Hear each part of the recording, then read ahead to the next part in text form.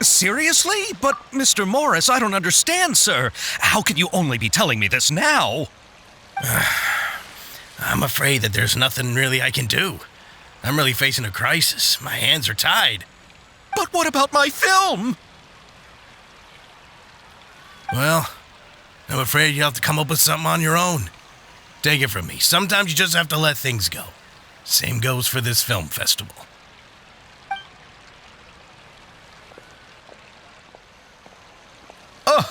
Oh. Hey, isn't that Xavier? So he's back in Fontaine now.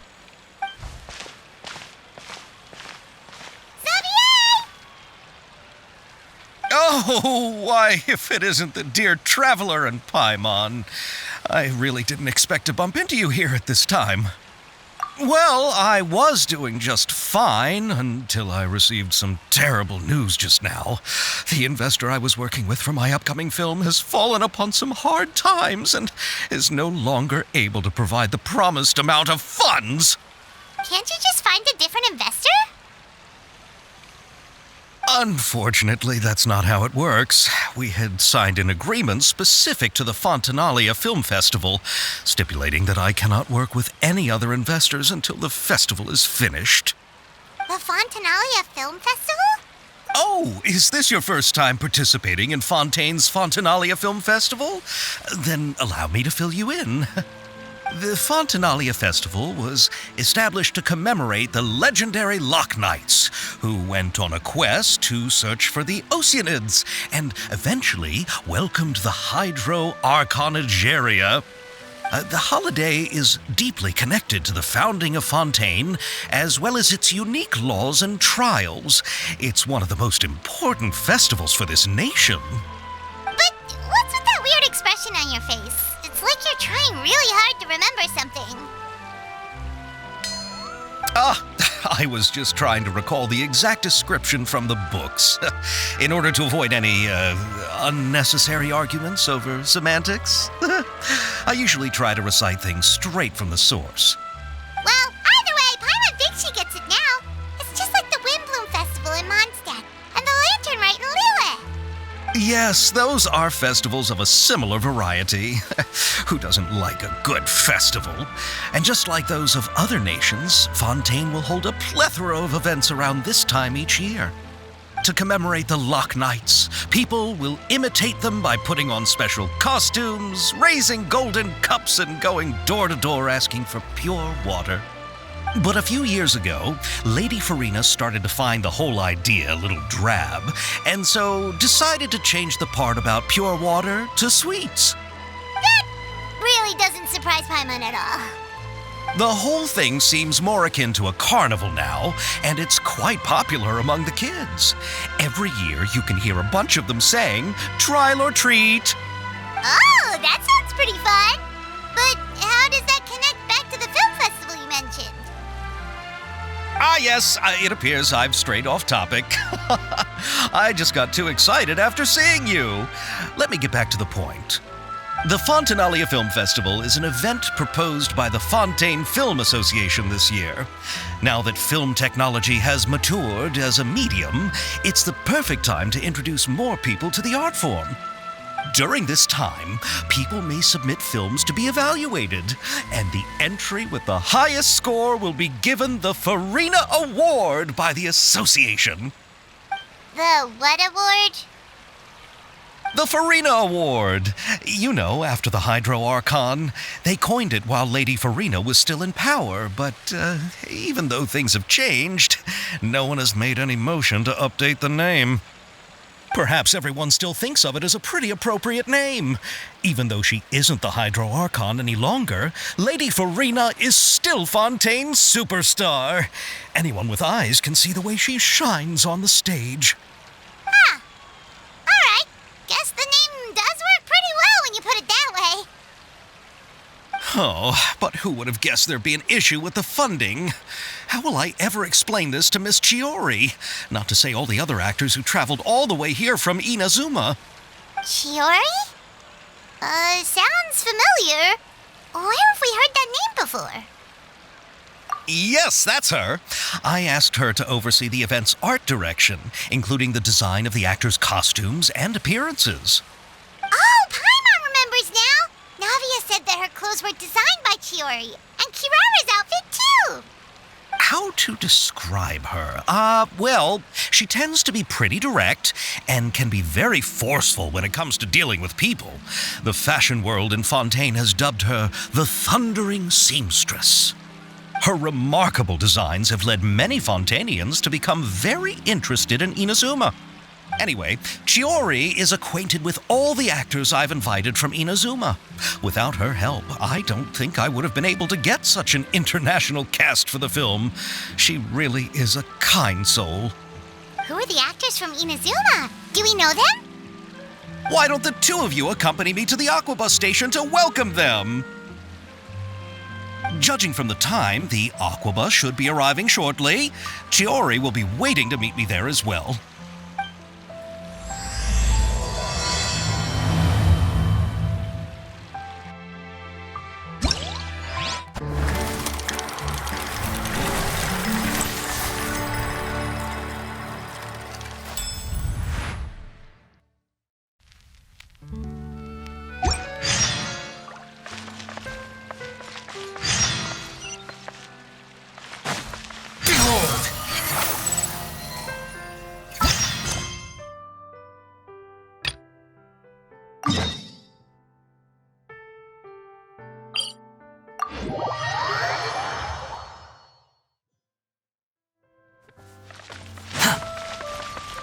The wind rises.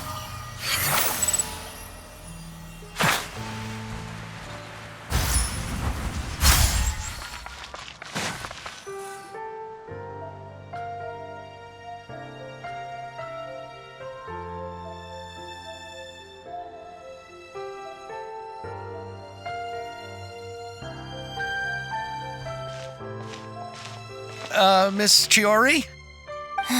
Your talk with the investor sure went fast. The Aquabus hasn't even arrived yet. Oh? And who are they? Allow me to introduce you.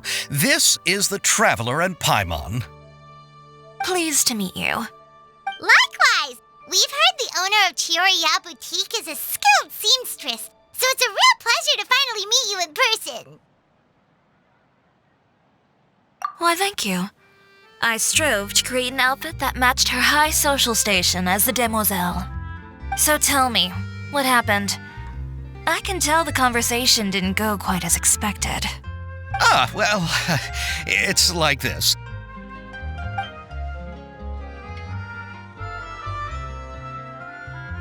Ugh. I know, Chiori, you don't have to say it. You did remind me that this investor was a little bit sketchy. Yes, there's no doubt about that. But how could I pass it up? He offered me twice as much as the others. And therein lies the problem.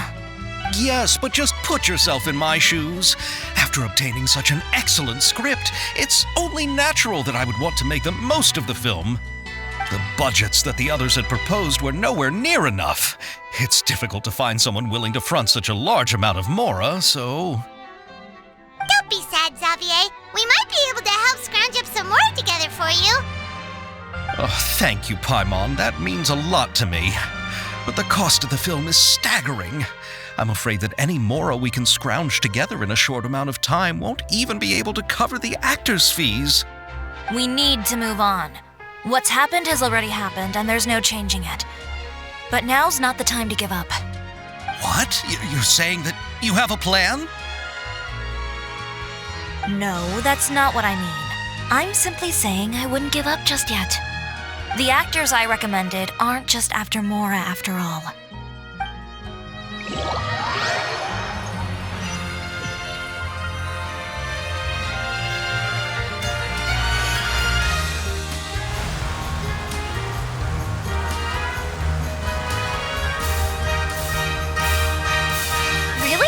Then where do you live? We Malazines live in Mercy Village. The only way to enter is from underwater.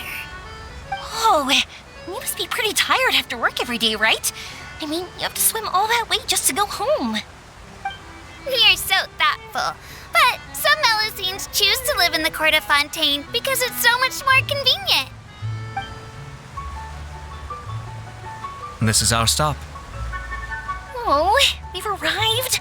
But I haven't even finished chatting with Abel yet. I also enjoyed Aval's introductions to Fontaine along the way.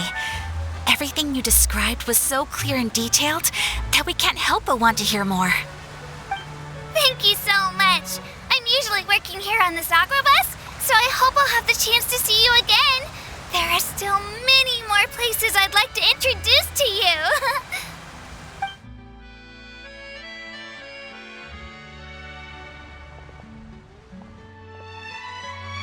Welcome to the court of Fontaine.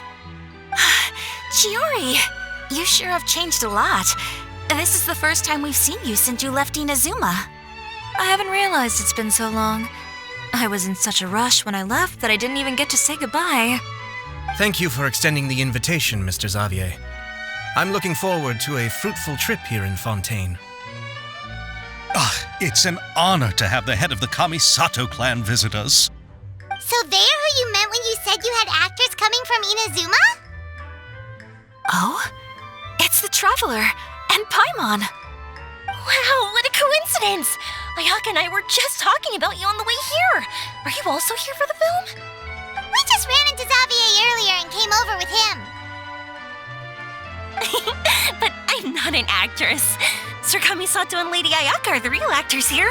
I'm just tagging along with Ayaka to have a good time together.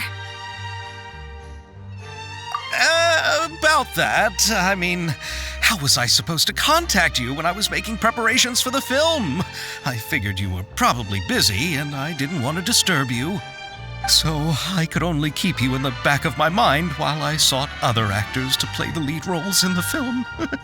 I had been thinking about a surprise reunion with you during our trip here, but you still managed to surprise me first. Oh, so you all know each other already! My, what a coincidence! What are the chances everyone could be brought together here like this? Why don't we go to Hotel de Boer and catch up over a meal? I've already made a reservation. Huh? Did you reserve 2 spots for us too? Yes, of course, of course. I'll be sure to tell the boss to serve a few more delicious dishes just to make sure there'll be enough food. Very well. Then please, kindly lead the way, Mr. Xavier.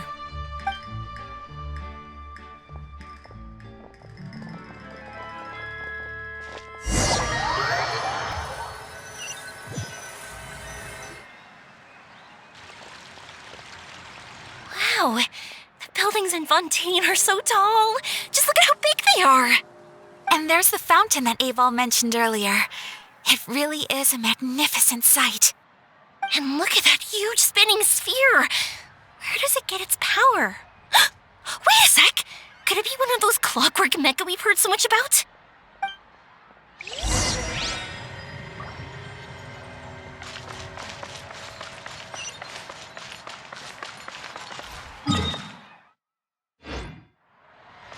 Squall and Fury.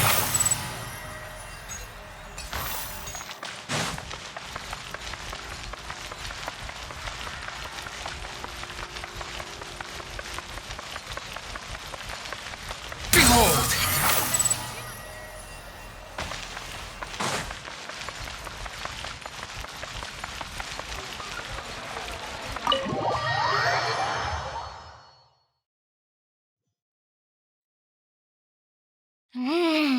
So this is what food from Fontaine is like. It sure is different from what we have in Inazuma. How should I describe it? It seems like you have to go through a lot more steps to make them. And the flavor has many layers too. Yes. When I first went to Inazuma, I actually thought the food there tasted a little too bland. It took some time for me to get used to it. Let's get back to the purpose of this trip for a moment, shall we? How have preparations for the film been coming along, Mr. Xavier? Well, I've already assembled most of the film crew, a lighting specialist, a prop manager, and a costume designer. I've also bought the copyrights from the novel's author. Oh, it's called The Two Musketeers, right? I read the script you sent me on the way here. The story is pretty good. Originally, I was planning to start filming as soon as Sir Kamisato and Lady Ayaka arrived in Fontaine, but I'm afraid I've run into a bit of a problem. Oh? What is it? It has to do with the film's investor, Mr. Morris. He suddenly informed me this morning that he's encountered some financial trouble and will be unable to release to me the amount of funding agreed upon. It's said that Fontaine's legal system is well developed. If he has violated the contract, then can't you simply take him to court over the matter? Well, I'm still more concerned about filming. Even if I were to take him to court, I'm afraid it would take months before the case could even be heard. Then, is there a way we could raise funds ourselves to solve the problem? I've considered that option too, but unfortunately, it's difficult to gather such a large amount of mora on such short notice. Besides, we have to consider the film festival's submission deadline. Mr. Xavier, if Ayaka and I were willing to perform for free, would that resolve the problem you are currently facing? What? No, out of the question. To have you come all this way just to act for free? No, that won't do. There's no need to worry, Mr. Xavier. My brother and I had actually intended to work for free after receiving your invitation. Inazuma has only recently reopened its borders, and needs to strengthen its relations and cultural ties with other nations. We didn't have many collaboration projects with Fontaine in the past, so we hoped this trip would serve as a good start for the future. Indeed. You could say that's the real reason why the Yashiro Commission agreed to come to Fontaine. I understand, but having you two act for free just doesn't seem right. Not at all. While we're officially here to conduct a cultural survey of sorts, we must express our sincerity if we want to establish formal cultural ties with your nation. This film will serve as proof of friendly cooperation and cultural exchange between Inazuma and Fontaine. It's my hope that the film can be finished and released as smoothly as possible. If you still don't feel comfortable with this arrangement, I would also be more than happy to be introduced to some other renowned individuals in Fontaine's literary and artistic circles. All right, I'll do as you say. Thank you so much. I'll make sure to cobble together enough mora now, even if it means selling my house, my camera, and every single family heirloom. Come on now, no need to go that far. I'll also help you out as a brand sponsor. Me too. Even though I didn't bring much more to spend on this trip, it's still better than nothing. You are too kind, all of you. I really don't know how to... Ew. All right, enough about that. Now that we have Xavier's savings, my support, and 2 leads who are willing to act for free, I think we will be able to make this happen. So, instead of mora, you'll help with filming and production. Oh, but how can we help with that? We don't know much about making a film. All right, pull yourself together, Xavier. Tell us if there are still any open positions left among the crew. All right. Let me think. We still need a camera operator, a clapper loader, and someone to manage logistics. I originally wanted to personally serve as director, but I've been too busy working as the producer. So the positions of director and director's assistant will also need to be filled. Paimon knows what the director and the logistics support person do, but what's a clapper loader?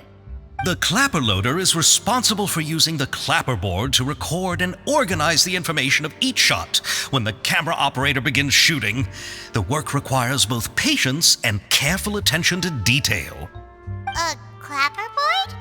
Oh, you mean the thing they hold that goes clap whenever they start filming? Yes, that's right. Are you interested in that job? For sure! Paimon's always wanted to try that. All right. Then you'll be our clapper loader. I can find someone from the store to help with logistics. What do you think, Xavier? Fine by me. As for our camera operator, I was thinking of letting the Traveler take the role. Oh, he's great when it comes to using a camera. Paimon can't even count how many things we've taken photos of during our journey. Yes, that's also what I was thinking. I noticed the Traveler had an eye for photography and composition when we worked together previously. I'm sure that's due to the Traveler's journey across Teyvat and all the places they've seen. After so many adventures, using a camera must be second nature by now. What do you say, Traveler? Are you interested in the job? Thank you. It really means a lot to me. Come on, friend. Let me give you a big warm hug. So all that's left for us to find is a director and an assistant. Oh, me. I want to be the director's assistant. All we need to do is help the director, right? I can handle that. All right, then all we need is a director. Oh, all the well-known directors in Fontaine are probably also busy working on their own films these days. I'm not sure who will have time to help. Oh, Furina helped out a theater troupe recently by serving as an artistic consultant. She could be a good director, right? Besides, it's not like she has anything else to do right now. Furina? Do you really think Lady Furina would be willing to help us with our humble project? Isn't that the name of Fontaine's Hydro Archon? My brother has already informed me about what happened here in Fontaine. Yep, that's her. She helped out a theater troupe not too long ago, and now she's taking up work as a director. Well, I saw that musical. Her performance was perfect, and the storyboards were also excellent. Don't let her former identity intimidate you. She's the best candidate we can think of right now.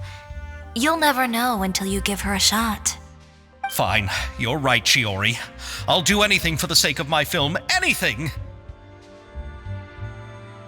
Then I'll have to ask the Traveler and Paimon to show me the way to Lady Furina's residence. I just hope she'll agree to help. Do you need us to also come along? No, there's no need to trouble you with this. Besides, you've just arrived in Fontaine, and I'm sure there are many places you would like to visit. Just leave this task to me. It's part of my duties as the producer. Very well. Then we'll be waiting to hear the good news. I'll go with you. By the way, you might want to consider bringing a gift. And don't worry, we won't simply drop you off at Furina's place. We know Furina pretty well by now, so having some familiar faces there should help your chances. Besides, the whole thing was our idea in the first place. All right, then I'll start making preparations. As for the gift... A gift for someone who was once seen as the Hydro Archon. I recall that Lady Furina once fancied a clockwork ring, so perhaps I should get another exquisite clockwork contraption for her. Huh? Can't we just bring some desserts, like the Fontanalia mousse? But wouldn't that be a little too cheap? She does like desserts, though. Isn't the Fontanalia festival happening right now? I heard Abel tell us on the Aquabus that Furina introduced the tradition of going door to door and asking for sweets. To do something like that, she must have a real sweet tooth. I agree with yoimiya. If the gift is too fancy, it might actually make her feel more uncomfortable. Alright then, let's go buy some Fontanalia mousse.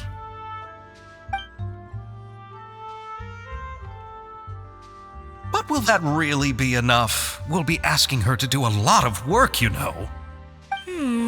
You're right. We need to further sweeten the deal. Huh? You want something even sweeter than Fontanalia mousse? Yes, we'll need a gift that's sweeter than any dessert in the world. But what could that be? Your words of praise.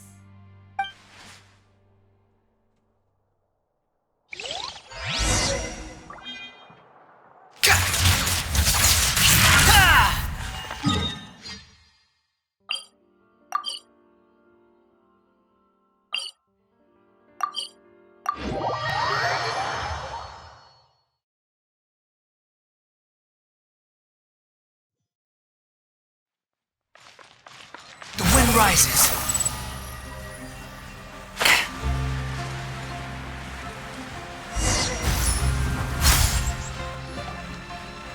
We're here! This is where Furina lives. Okay, I'll go knock on the door.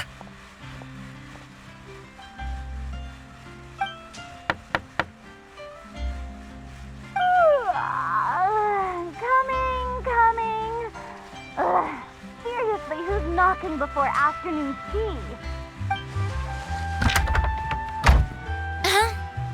Who are you? Lady Furina, please allow me to introduce myself. I am Xavier, a film director. Hello. Oh, is that the traveler in Paimon I see behind you? And who's this? I'm Chiori. Ah, the one from Chiori Boutique. Hello, hello. So, what are you all doing here? Do you need something? Did you just get up, Furina? It's already past noon, you know. Huh? Paimon means the weather is so nice in the afternoon and the sun is so warm. Just like how you make us feel. Sleeping in late is a really smart idea. No. I was just up late last night reading some novels. What does sleeping in have to do with the weather? This is a small gift we've prepared for you, Lady Furina. We hope you like it. No need to be so formal. I'm just a regular person like everyone else now. Oh, is this Fontinalia mousse? It's one of my favorites. That's great! So, actually, there's something we need your help with. Given your renowned passion and understanding of drama, I would like to ask that you serve as the director of our film crew. Oh, but didn't you just say that you're a director? Yes, but for this particular project, I'm mainly working as a producer. Besides, I'm sure that your understanding of the performing arts far surpasses my own, Lady Furina. Are the Traveler and Paimon also part of the film crew? Yep, we sure are. Paimon's the clapper loader and he's the camera operator. Camera operator? That can be a pretty technical job, and it directly affects the final quality of the film. Are you really up to it? No, I'm not questioning your abilities. It's just that I've never really seen you use a camera before. Maybe you can come up with a test for the Traveler and see for yourself. If he can satisfy you with his camera skills, then you'd have nothing to worry about and can join the team. What do you say? You sure are getting better at rolling with the situation, Paimon. Oh, I do wish to see how skilled the Traveler really is with a camera. All right, how about this? We'll work with what we have.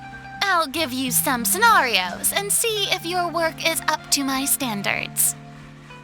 Very good. It's essential for the camera operator to understand the director's vision. I'll make my decision after seeing your work. Are you ready? I have high standards, you know. Okay, grab the camera and I'll give you a scenario.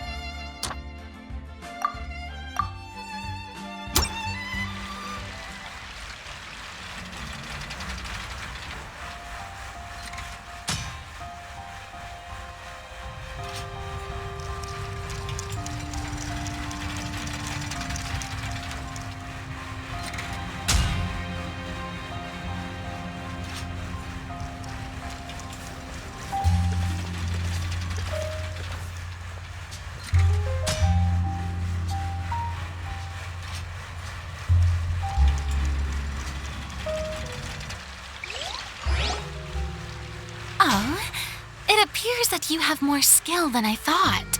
All the shots had a great composition, and I could really feel a connection to the characters and their lines.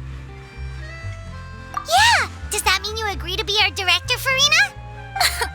Did you think I would agree just like that? After our performance of The Little Oceanid, I've begun to make a name for myself again, you know. In fact, I've already had several troops approach me for the Fontanaia Film Festival. Unfortunately, the scripts were all pretty boring and didn't pique my interest.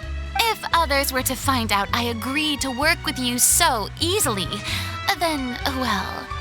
Hey, but didn't we have a deal? What else do we need to do to convince you, Furina? Well, what about the pay? Huh? You know how much you're willing to pay me to be the director? The pay is also an important factor for me to consider, you know. Well, I can offer you this much? What? That's all? If Nervilat were to hear of this, he could charge you with underpaying your labor. I'm sorry, but our crew is in a tight financial spot at the moment. I see. Well, even though it's highly unlikely now that I'll join your crew, there's still something I'd like to ask. Exactly what film are you planning to make? Our script is an adaptation of The Two Musketeers. Huh? Wait, you mean the suspense thriller novel that was a #1 bestseller? Oh, so Furina's read it too. Of course I read it. I've always had a keen interest in artistic works that strike a chord with the populace. I see. It all makes sense now. You must have used most of the budget to pay for the copyright. Not really. The novel's author transferred the copyright to me practically for free once he heard that I wanted to make a film adaptation of the story. The lack of budget is due to another issue. He probably just wants to get his name out there. So, Mora isn't the most important thing to him right now. It reminds me of a delivery courier who wears one of my designs while traveling all across Teyvat. I didn't charge her much for the outfit either. The exposure she provides for my brand is well worth it. So, are you a big fan of this story, Furina? Well, it's all right. The pacing of the story is good, but the character relationships could use some work.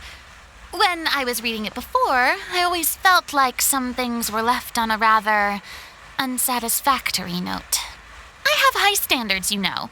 Ahem, Mr. Xavier, if, hypothetically speaking, I agree to be the director, how much freedom would I have in terms of script revisions and creative interpretation? As much freedom as you would need. I wouldn't dare doubt the tastes of Fontaine's greatest star. Good. Then I'm free to alter the script as I see fit? Absolutely, no problem.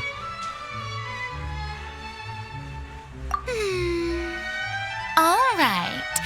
It seems that your crew really can't go on without my care and direction. So, you agree? Yes, I agree. Although the pay is well below what someone of my caliber deserves. A great script calls for a great director.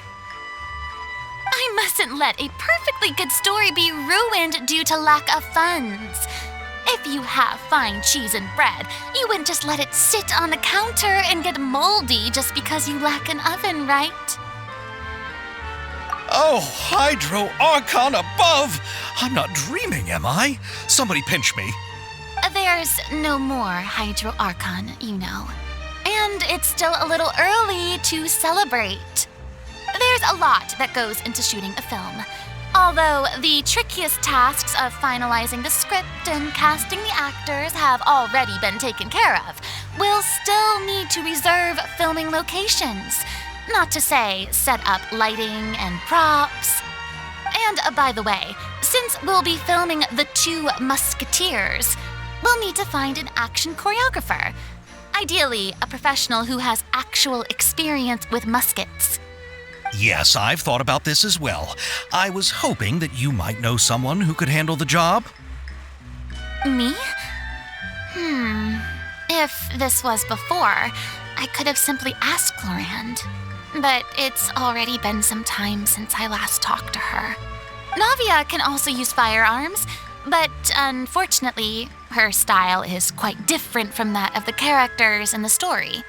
Could we ask the Special Security and Surveillance Patrol? Oh, you mean the Special Patrol's musketeers? Yes, that's right. They work with muskets every day. I can't think of anyone more qualified than them. They would be under Nervilette's jurisdiction. Unfortunately, I don't have any connection with them at all. So, in the end, we still have to start by talking to Nervilette. No need to go to all that trouble. I know their Captain Chevreuse. Oh, you do? Wait, Chiori, how do you know the captain of the Special Patrol's musketeers? No particular reason. Running a business means dealing with some trouble from time to time, and she's helped me out on a few occasions. In return, I've helped her handle a few situations in which the Special Patrol couldn't get involved directly. So, we've gotten to know each other over time. So you're saying there's been times when the Special Patrol needed a fashion designer to handle a situation? Your work is becoming more and more mysterious. It'd be best to keep it that way. Anyway, enough about that. What do you all think about asking the captain to be our musket action choreographer? She sounds professional enough. She is a captain after all. I have no objections. But I imagine the Special Security and Surveillance Patrol must be busy with their duties. Do you think she'd really have time to help with shooting a film? And then there's the issue of pay. Well, it just so happens that she's also not the kind of person that's just after Mora. As for whether she has time, I'll have to go and ask her first. Then I'll leave that to you. Macaroni's on sale today, so I've got to go. You can just tell me how things went when we discuss tomorrow's plan later. No problem. Having Furina join feels like a big boost to our team. Of course. Just wait until the day of our premiere. You'll witness the true power of my name in these lands. You'll be so glad I agreed to help. I can guarantee that even the standing tickets will be sold out. I'll be sure to ask some people I know to see if they'd be willing to act as extras. Seems like you're finally getting more comfortable with your own reputation now. I didn't ask for the Clapper Loader's commentary, Paimon. Then let's get going. I happen to know where Chevreuse is today. By the way, I'm curious. If my pay is so low, then what about our two lead actors? Didn't they travel here all the way from Inazuma? Actually, they told us that they see the trip as part of a cultural exchange, so they didn't ask for any pay. What? So is every person in Tevat who doesn't want money gathered here to shoot this film? Don't tell me Chiori isn't being paid either. I already knew Xavier from before, and he's also agreed to give my brand some good exposure.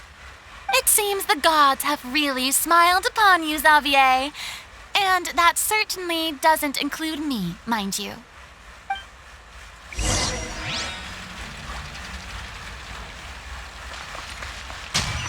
Squall and Fury. Too slow.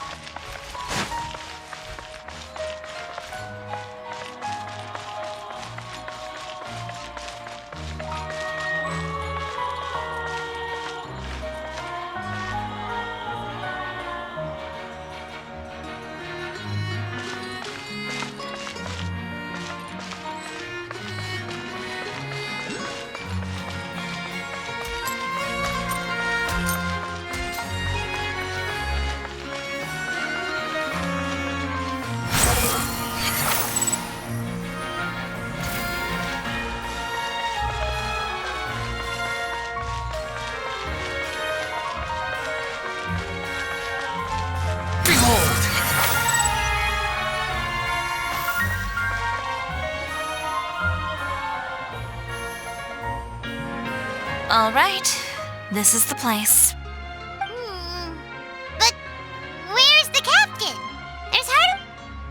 She's over there. The one with an eye patch reading in front of the newsstand. Oh, her! Paimon could tell there was something different about her.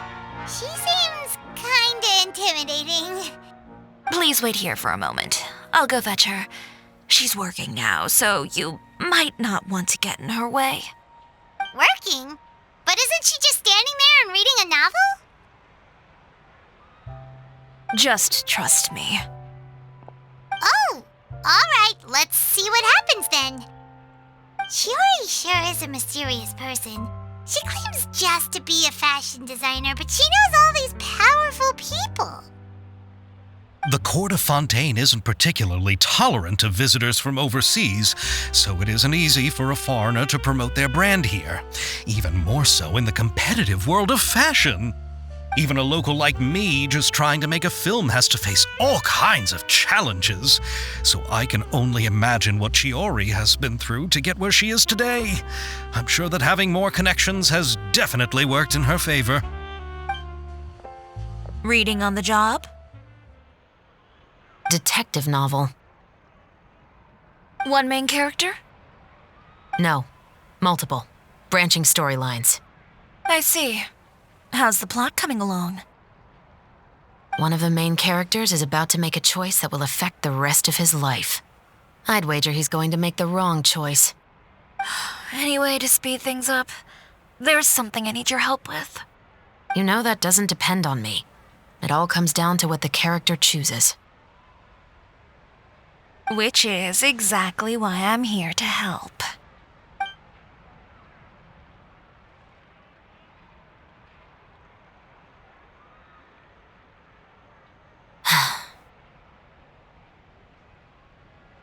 All right. It appears he made the wrong choice in the end. Halt!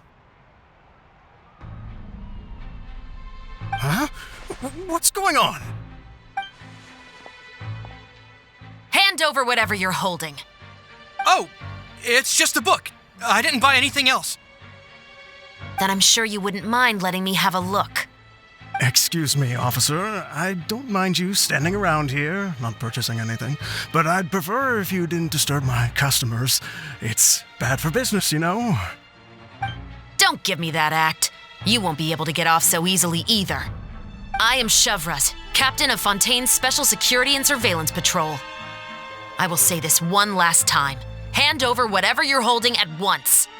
And before you do anything unwise, let me remind you that I'll have you on the ground before you can even think about making a run for it. All right. I'll give it to you. But please let me say something first. If there's any contraband in that book, then the shopkeeper here is the one who slipped it in. I don't have anything to do with this. Why, you trying to leave me on the hook, huh? You were the one who said you wanted it. Save it for the interrogation room. Take them away, Letelier.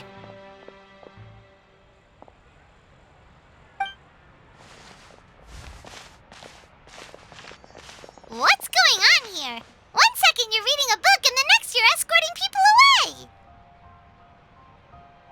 And who are... Oh! Aren't you the traveler who's been all over the papers recently? Chiori, I'm assuming what you wanted to ask me about has to do with them, right? Maybe I can let you in on what's happening then. Now that Vache has been brought to justice, no new shipments of synth will be made and distributed to sellers. The Fontaine guards have been busy collecting the remaining synths still circulating on the market. Thanks to a tip from our reliable source here, this should be the very last batch. Oh, so you were pretending to read a book in order to catch the bad guys. Oh, Paimon almost forgot to introduce ourselves. Paimon is Paimon, and this is the Traveler and Xavier. Hey, I'm Chevreuse. You probably already heard me introduce myself, so I won't bother repeating it. Yeah, why didn't you make a move as soon as you had the chance? Were you worried that my intel wasn't accurate? No, I wanted to see if the shopkeeper would turn himself in first. All he had to do was come up to me and say that he didn't know where the synth had come from. If he did that, then I wouldn't have had to press charges on him. He had the whole day to turn the synth over to Chevreuse. But instead, the moment I came up and blocked Chevreuse's line of sight, he took the opportunity to sell it off. Yep, he made the wrong choice. even though the right choice was right there in front of him. But you knew they wouldn't make the right choice. Yeah, I knew. I was just hoping I'd be wrong for once. Enough about that, though. What did you want to ask me about? Oh, you see, it's like this.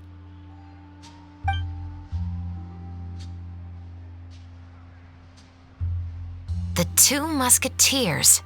You certainly have a good eye for a story. So what do you need me to do? Just be the action choreographer for the actors? Yes, that's right. I want to make sure we get all the details right. I want the actor's posture and understanding of firearms to be as realistic as possible. However, I'm afraid this work will require a bit of your time, since you'll have to be present whenever we're filming.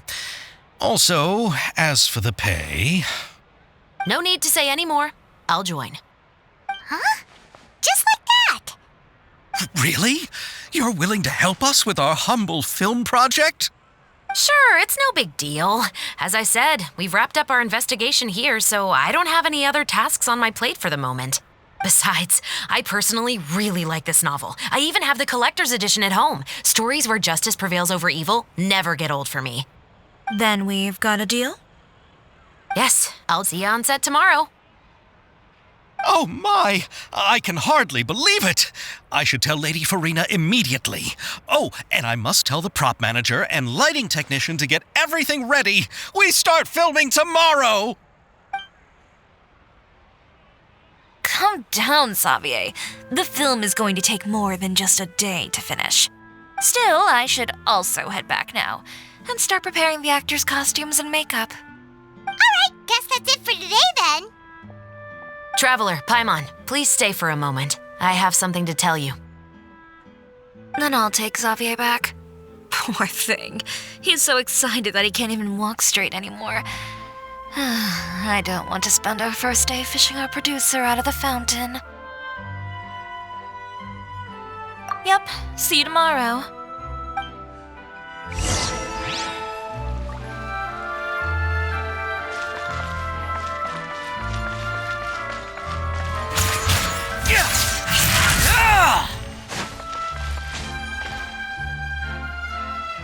So what did you want to tell us, Chevreuse?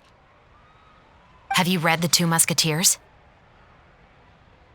The story is about a pair of children born into the household of a baron and their struggle to survive together and take revenge for their mother. They were raised at the baron's estate, where their mother worked as a maid. The two were illegitimate children that the baron had with the maid, so they were never treated well by anyone. One day, upon returning home, they found their mother had been murdered and left dead on the floor. It was quite evident that the culprits were the other members of the baron's household, who never had any kind words to say to them. However, the baron was able to exert his influence and keep the whole thing under wraps. The mother's death was eventually deemed as a suicide, and there was no chance of bringing her murderers to justice.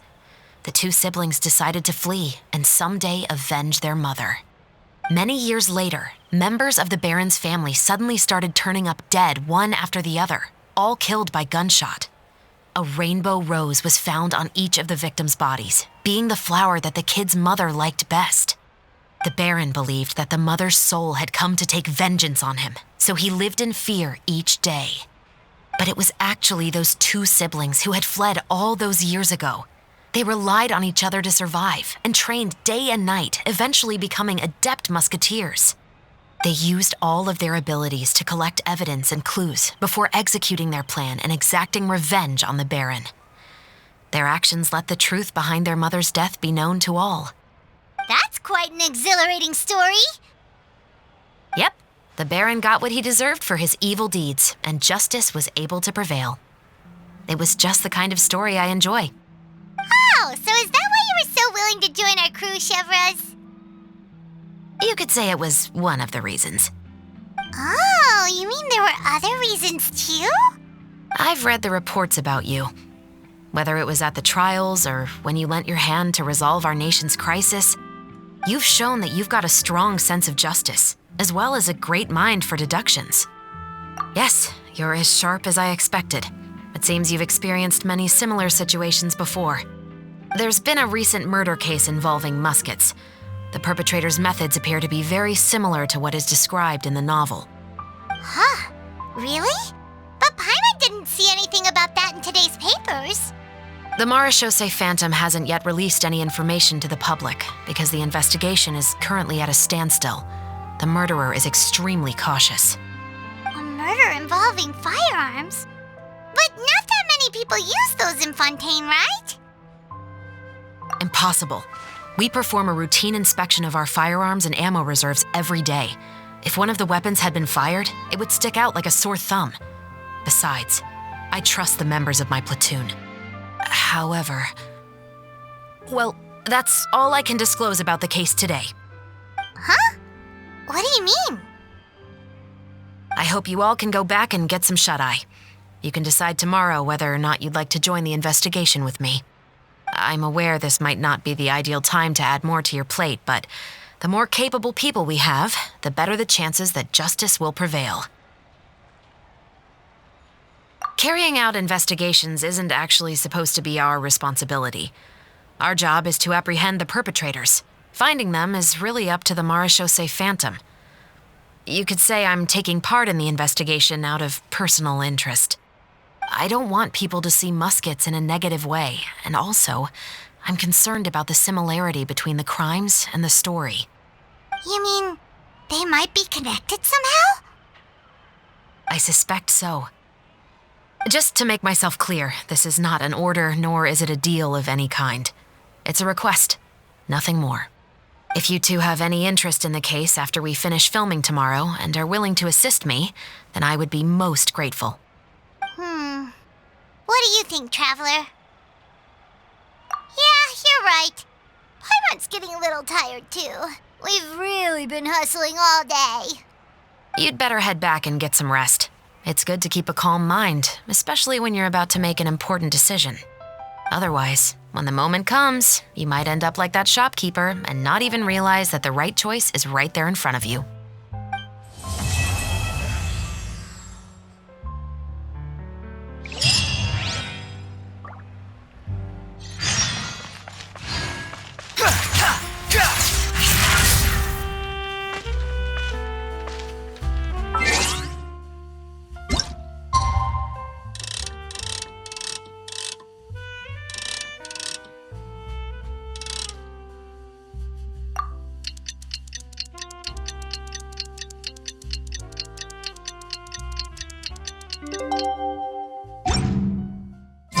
It's finally time to meet up with everyone. Paimon even dreamt of making the film last night. If Paimon remembers right, we're meeting at Hotel de Boer. Let's get going. Squall and Fury.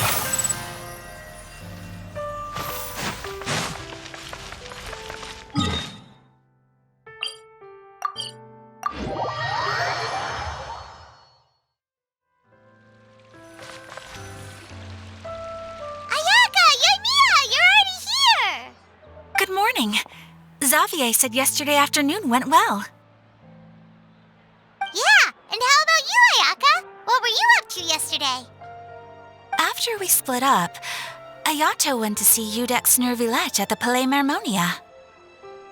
I was originally thinking of going with him, but he said he could manage it himself.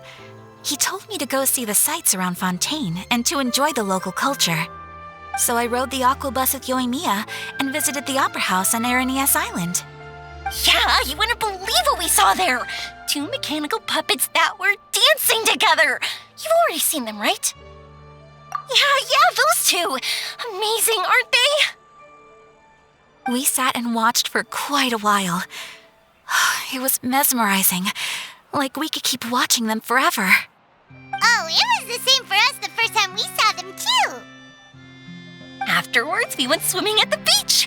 Well, diving, to be exact. It was the first time I ever breathed underwater. I held Ayaka's hand and we counted down together. 3, 2, 1, and then splash! We were beneath the waves.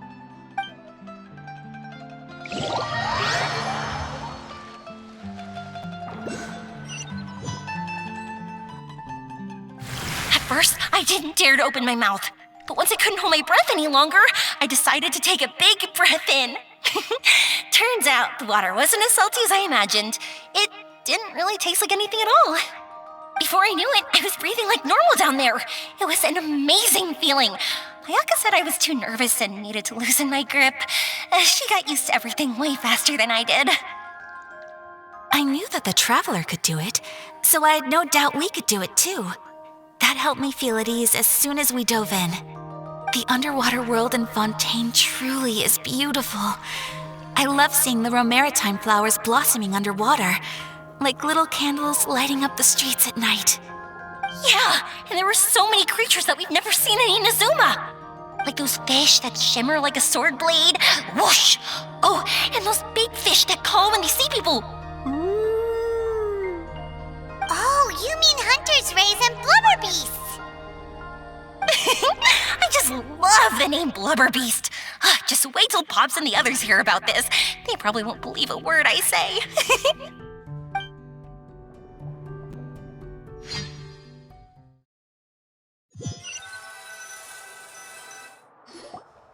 Yoimiya was down there for quite a while. It was dark before we finally rode the aquabus back to the city. I figured she'd want to sleep in today. Yeah, even I was worried that I wouldn't be able to get up. I still felt like I was drifting in the waves when I went to sleep last night. But as soon as I woke up today, I remembered that we'd all be shooting a film together, and I was ready to go. Speaking of the film, where's everybody else? My brother and Xavier were speaking to the restaurant owner about using the place as a filming location. They should be here soon. As for the others, We're here. Please excuse my tardiness. I just finished the Special Patrol's 6-mile morning jog. Wait, 6 miles? I'm so tired. I heard you all chatting, so I decided to come down. I sure could use some of that endless energy everyone else has. good morning, everyone. Morning. Can someone fetch me a cup of coffee? More milk, hold the sugar. Sure, I'd be happy to do that for you. No, you can't go anywhere. Please, have a seat over here so I can get started on your makeup. The last thing I want is coffee stains on my costumes. I can get the coffee. It's the perfect job for an assistant.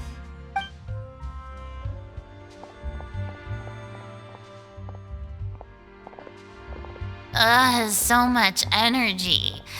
Seriously, what's her secret? Oh, Yoimiya's always like that. But you sure look exhausted, Furina. It's because you're not used to waking up so early, huh? Of course not. I spent the whole night reading the novel from cover to cover, marking sections that either need to be omitted or adapted. Wow, Paimon didn't expect you to be so thorough. Well, I was the biggest star in all of Fontaine after all. It takes more than just a pretty face to earn a reputation like that. I know how to get serious when the situation calls for it. I went all out when I was acting as an Archon, so why wouldn't I do the same for my own life? Here's your coffee, Director Furina.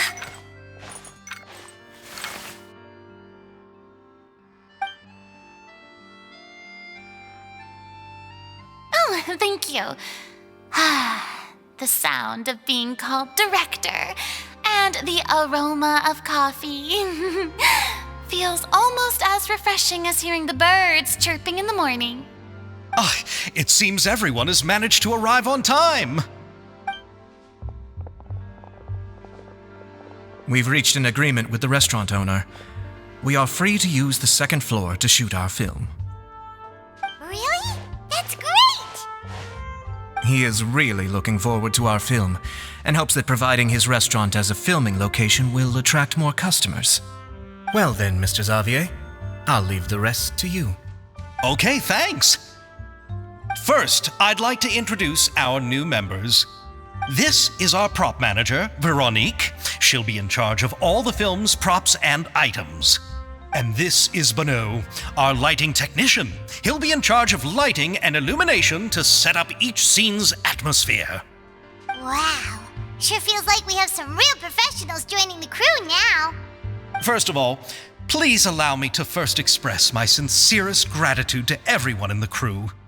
When my investor informed me yesterday that he wouldn't be able to provide the funds, I really thought that this was the nail in the coffin for this film. I had no idea that I'd find so many people willing to help me on such short notice. Thank you. Thank you all from the bottom of my heart. No need to be so cordial, Mr. Xavier. We're all honored to be a part of this. Your works made a profound impression on me when I saw them back in Inazuma. I am sure that someday, this film will be remembered as a prime example of cultural exchange between Fontaine and Inazuma. Yes, the story is the reason I agreed to join. I can't bear to even imagine what this film would look like without the very best director. Anyway, I would like to make a promise to everyone that as the producer of this film, I'll do whatever I can to ensure that everything goes as smoothly as possible. This is not just my film. It also embodies the thoughts and feelings of every person here, as well as the endless effort we are about to pour into it. So, without further ado, The Two Musketeers will officially begin filming now! You may take it from here, Director Furina. All right, listen up, everyone. The first scene takes place when the two young musketeers are living at the Baron's home, still unaware of all that is about to happen to them. We'll need props and lighting to set the scene. Our lead actors can go get their makeup done, and extras, please take this time to go over your positions. Whoa, seems Furina's really kicking things into gear as the director. Is everyone clear? I don't want anyone traipsing around the set like umbrella finches. All right, cameras will start rolling as soon as the set is ready. Let's make a film that'll make some serious waves in Fontaine. Not the kind of waves that drown people. I mean, the good kind of waves. Seems like she's still a bit traumatized by that. Anyway, let's go see if there's anything we can do to help.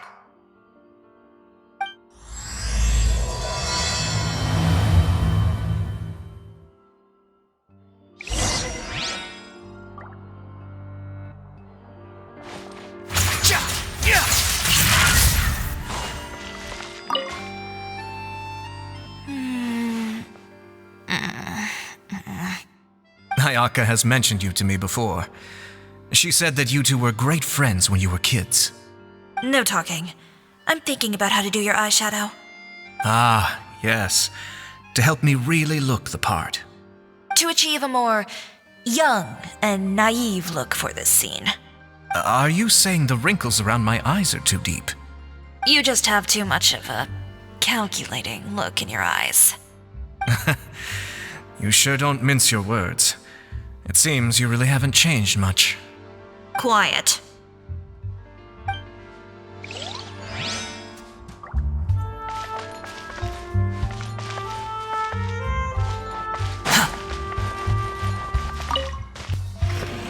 How about here? A little more to the left. You got it. Hey, yoimiya, do you need a hand? No, I'm fine. You know, doing the lighting is kind of like designing a fireworks show. It's interesting to imagine what kind of atmosphere the lights will create. I heard that the Traveler will be operating the camera and Paimon will be the clapper loader, right? Those roles are just perfect for the two of you. Really? Is that because it'll be easy for Paimon to hold the clapperboard while flying? Well, sure, there's that, but that's not exactly what I meant. I just think that after all your journeys together, you two must have developed a super close bond and just naturally know how to work with each other.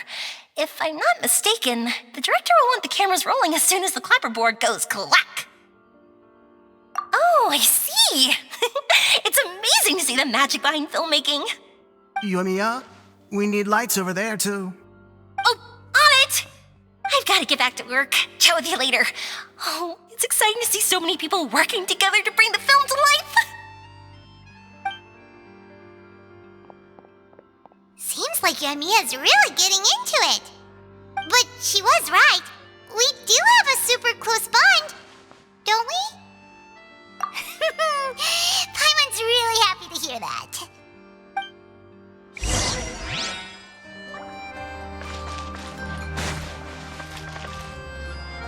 So, this is a real musket? No, it's just a prop weapon. Not bad. Have you seen a real musket before? Only in books and newspapers. I made this one based on the relative shape and proportions I saw in reference images.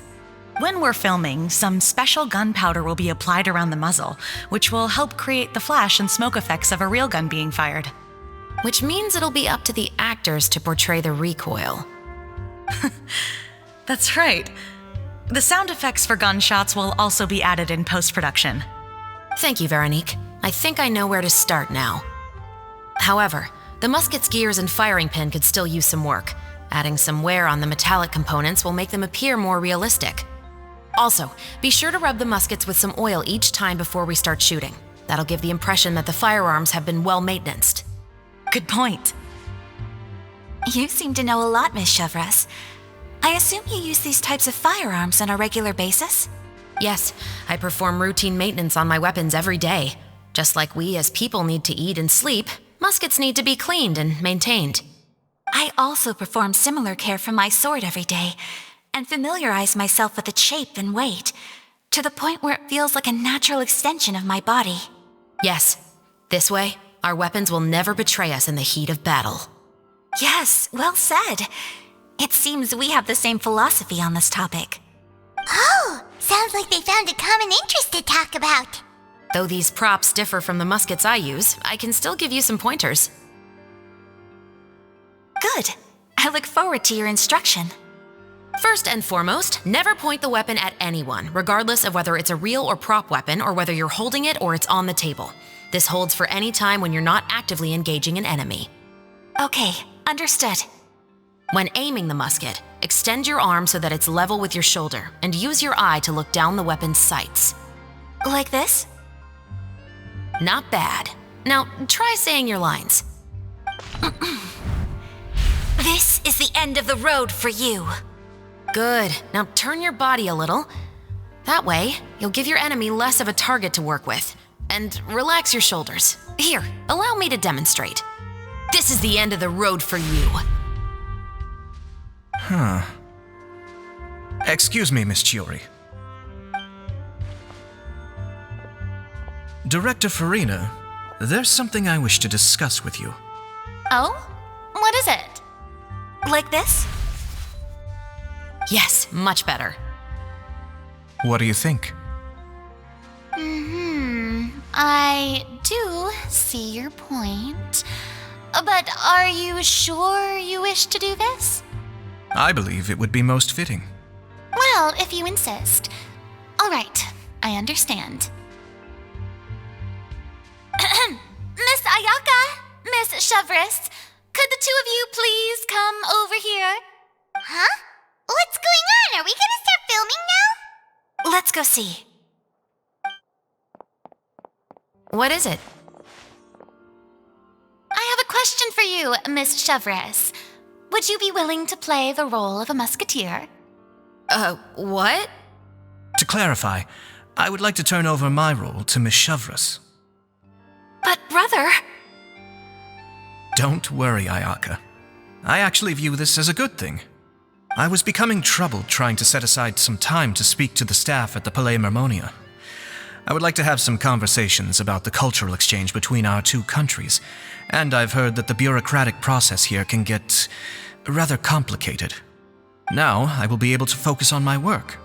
Besides, you also know that I'm not really one for public performances. Are you really sure? From a director's point of view, I also felt like the relationship between the two musketeers in the original story could be improved.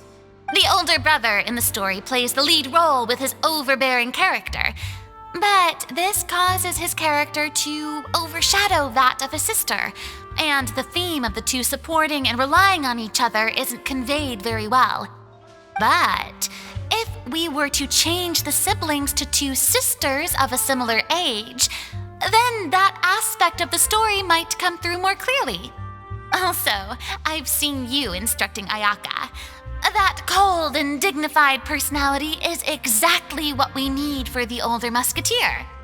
Of course, even with all these insights, the decision should still be made by Miss chevreuse. Chevreuse mentioned that she really likes the story, right? Paimon bets that she'll take the role.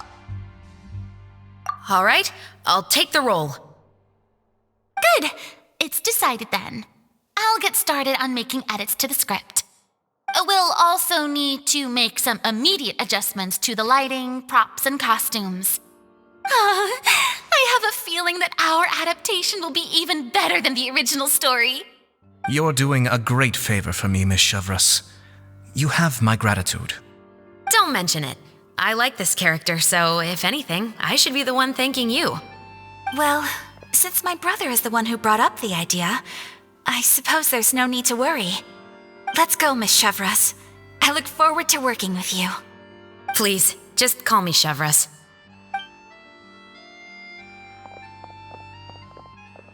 Seems like you're really going out of your way to solve the problem I was having with your makeup. Surely you jest, Chiori.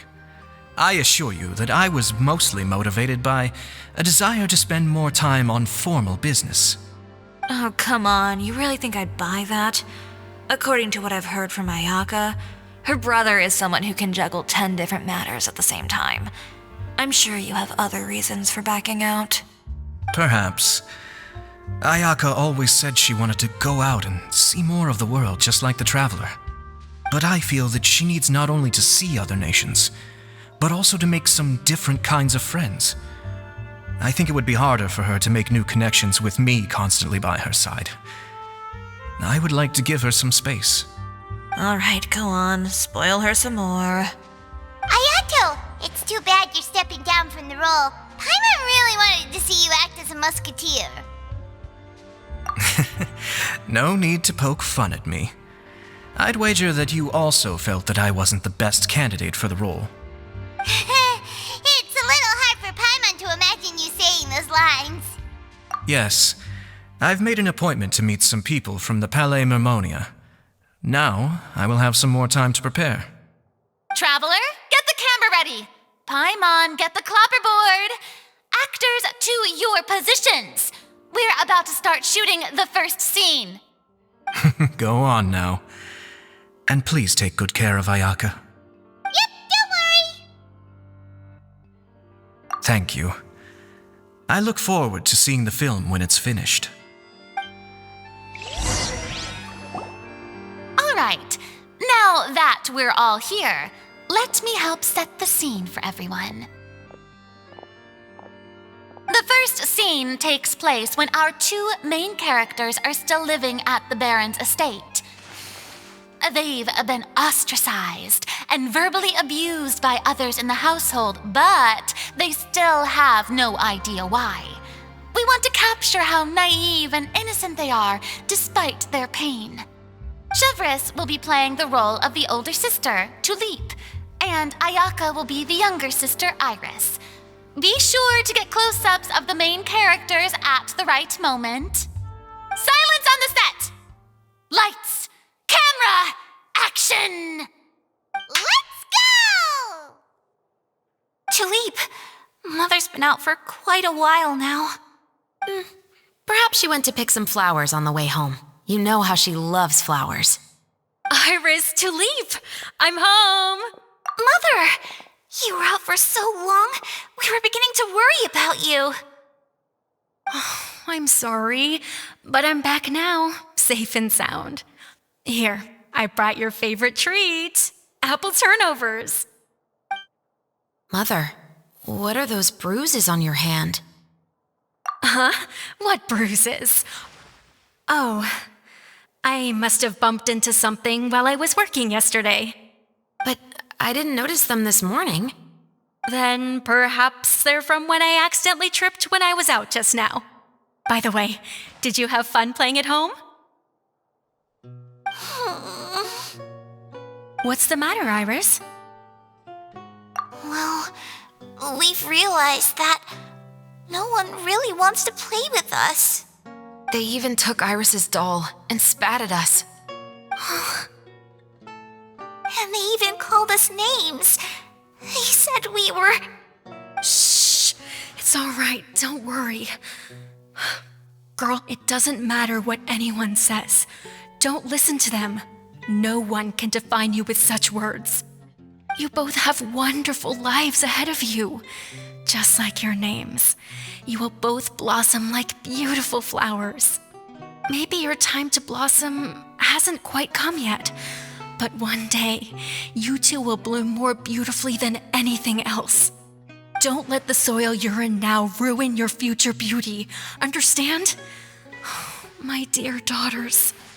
And cut! Not bad. The actors' emotions were all on point. Let's keep that take. Also, if our clapper loader could avoid shouting at the start of the scene next time.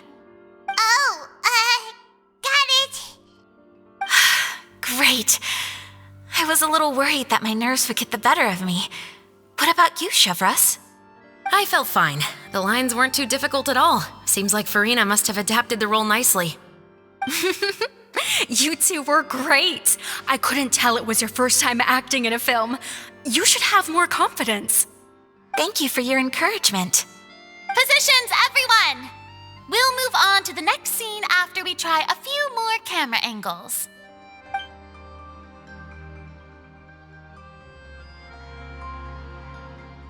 This scene is when our two characters return home, only to discover their mother has been murdered. Ready? Lights! Camera! Action! Mother, we're back. Mother?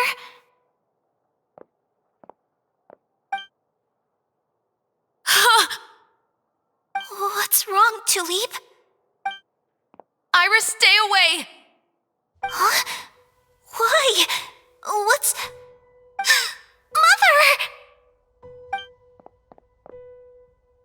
Mother... She's...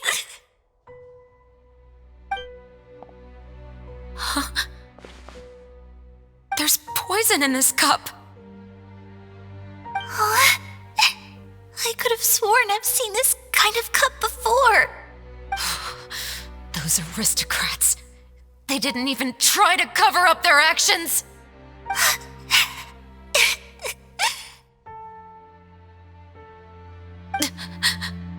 Iris, we need to leave this place.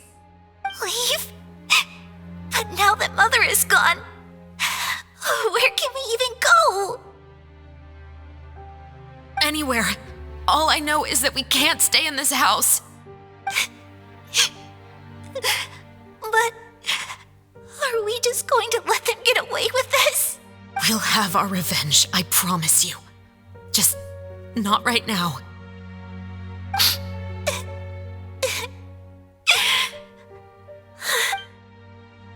Come on, let's go. No, wait. We can't just leave Mother here like this. At least let me leave this rose with her. That's why we went out in the first place. To buy her this flower. All right. Goodbye, Mother. We'll avenge you. And cut! Beautiful! Great performance! Oh my, you're so amazing, Ayaka! And were those real tears I saw? How did you do it? I was surprised too. Thank you for the kind compliments. Actually, as soon as Director Furina said action, I told myself not to think about anything. I just felt the weight of the moment and became the character. It's quite similar to practicing the art of the sword. You clear your mind and focus only on what's happening in front of you. Ayaka's performance was amazing. Have I discovered an acting prodigy? Pipe down, everyone! We need to move on to the next scene!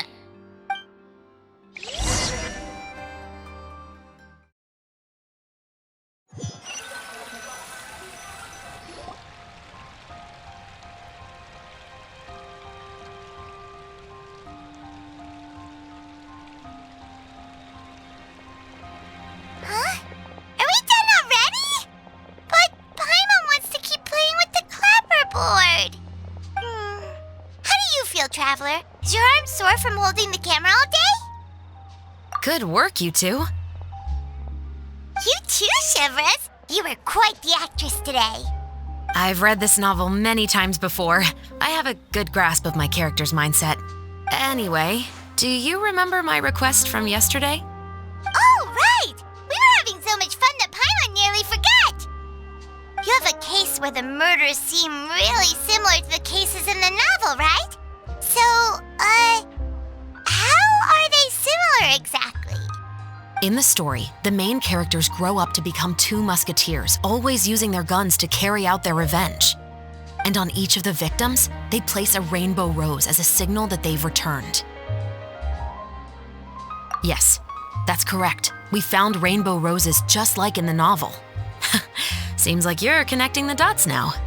Oh, that does sound pretty concerning. Especially after seeing the script today.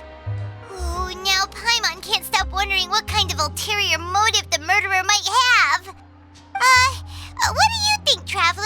You're smart. Paimon wants to hear your thoughts. Good. On behalf of Fontaine's Special Security and Surveillance Patrol, thank you for your dedication to justice. There's no time to lose. We should start investigating right away. Follow me. Huh? Right now? But we just got done filming all day. Paimon's so tired. The most valuable intel always comes after nightfall. They are like small, remote islands in the middle of the sea. If you don't stay vigilant, you will pass right by them in the fog. That's how one of my favorite books always puts it, at least. So, where are we going right now? Let's start by checking out some workshops that sell mechanical components. If the culprit is making their own weapons, it's very likely that they'll visit those sort of places.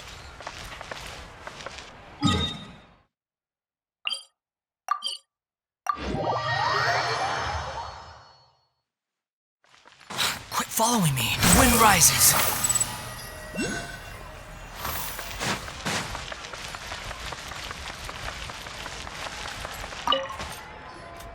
Welcome to LeChaux's Clockwork Workshop. How can I help you? Hello. I'd like to know if anyone has purchased some special components lately. Special components? Sorry, could you be more specific? I mean the kind of components that aren't typically used for clockwork toys, but for firearms. Huh? For firearms? No, we don't sell those sort of things here. Don't misunderstand. I'm not here to cause any trouble.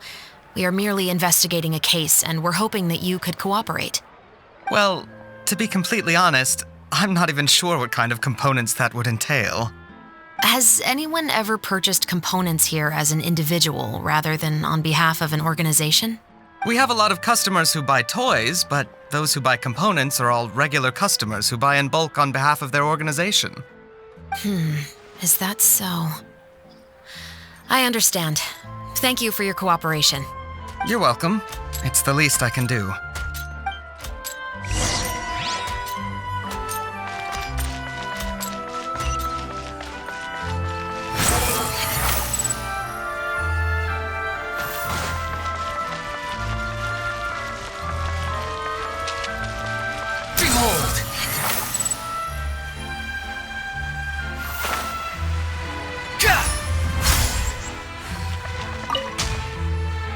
Oh, hey, chevreuse. Run out of oil for your musket again? Hello, Estelle. I want to know if anyone has come to your shop recently to order some firearm components. Oh, is this another case? Let me think. I don't think so. Some people have requested that I make some prop guns for the Fontanalia Film Festival, but I refused all of those requests. Oh? Why's that? Because there's no profit! I only make things here that can do some real heavy lifting. I don't have the energy to make some new molds just for the festival. Then has anybody come specifically looking for mechanical components? Well, I usually sell off my scrap to the Fleuve Centre. I don't typically give them to one specific person. I understand. Thanks for your cooperation.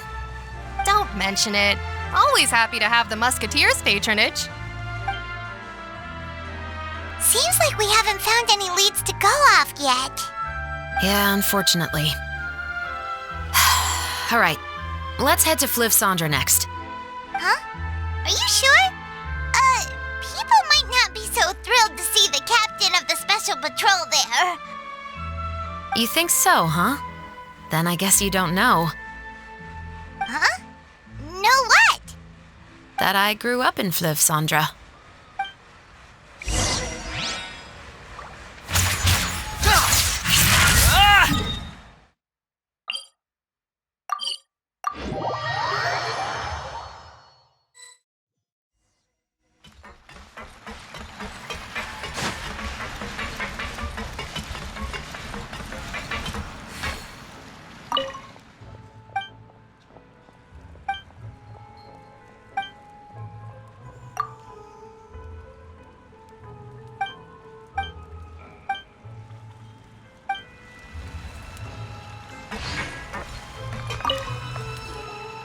Hello, I'd like to ask some questions. I don't know anything. Don't worry, I'm not here to arrest anybody. You say that now. It's the truth. Here, take this as my guarantee. Wait, did Paimon just see what she thinks she saw? Is the captain of the special patrol bribing a citizen? Seems you're different from the other guards. What do you want to know? Have you heard anything related to muskets in Fleuve Sandra lately? Anything at all? Muskets, huh? All I know is that about 2 weeks ago, we started hearing some loud noises at night. So loud that it's been waking me up. Were they gunshots? Possibly. It's hard to tell around here. Someone's house collapsing, a pipe exploding somewhere, it's all the same. But the noises I'm talking about definitely happened after I fell asleep. Do you know where the noises were coming from? I don't remember clearly. Is it that you don't remember, or that you need to think about it some more? You tell me. Then please, think about it some more. She's giving her even more Mora! The noises came from the end of the southern waterway. I came out and had a look for myself and I wasn't sleeping well, but I didn't dare get too close. That's all I know. All right, I'll take your word for it. Thanks for the pâte de fruits.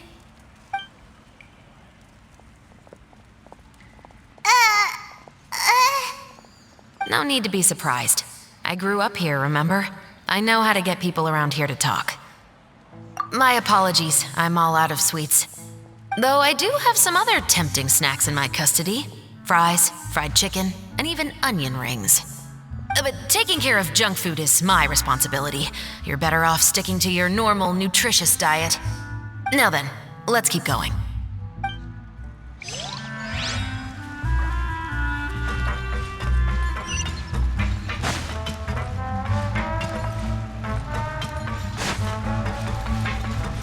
The wind rises.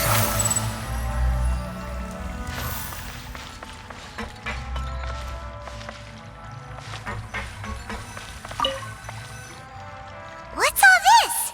Some broken planks and barrels, as well as some liquor bottles? Yes, but have a closer look, Paimon. Even though somebody has purposefully tried to clean them up, these are obviously marks from musket bullets. In other words, someone was here trying to improve their shot. They were using the barrels and bottles for target practice. Could it have been the killer? Your guess is as good as mine. Although many people at Fleuve Sandra own guns, few hide the fact from others. And even fewer would go to such lengths to hide markings from practice shots. Anyway, let's go. There might be more to this.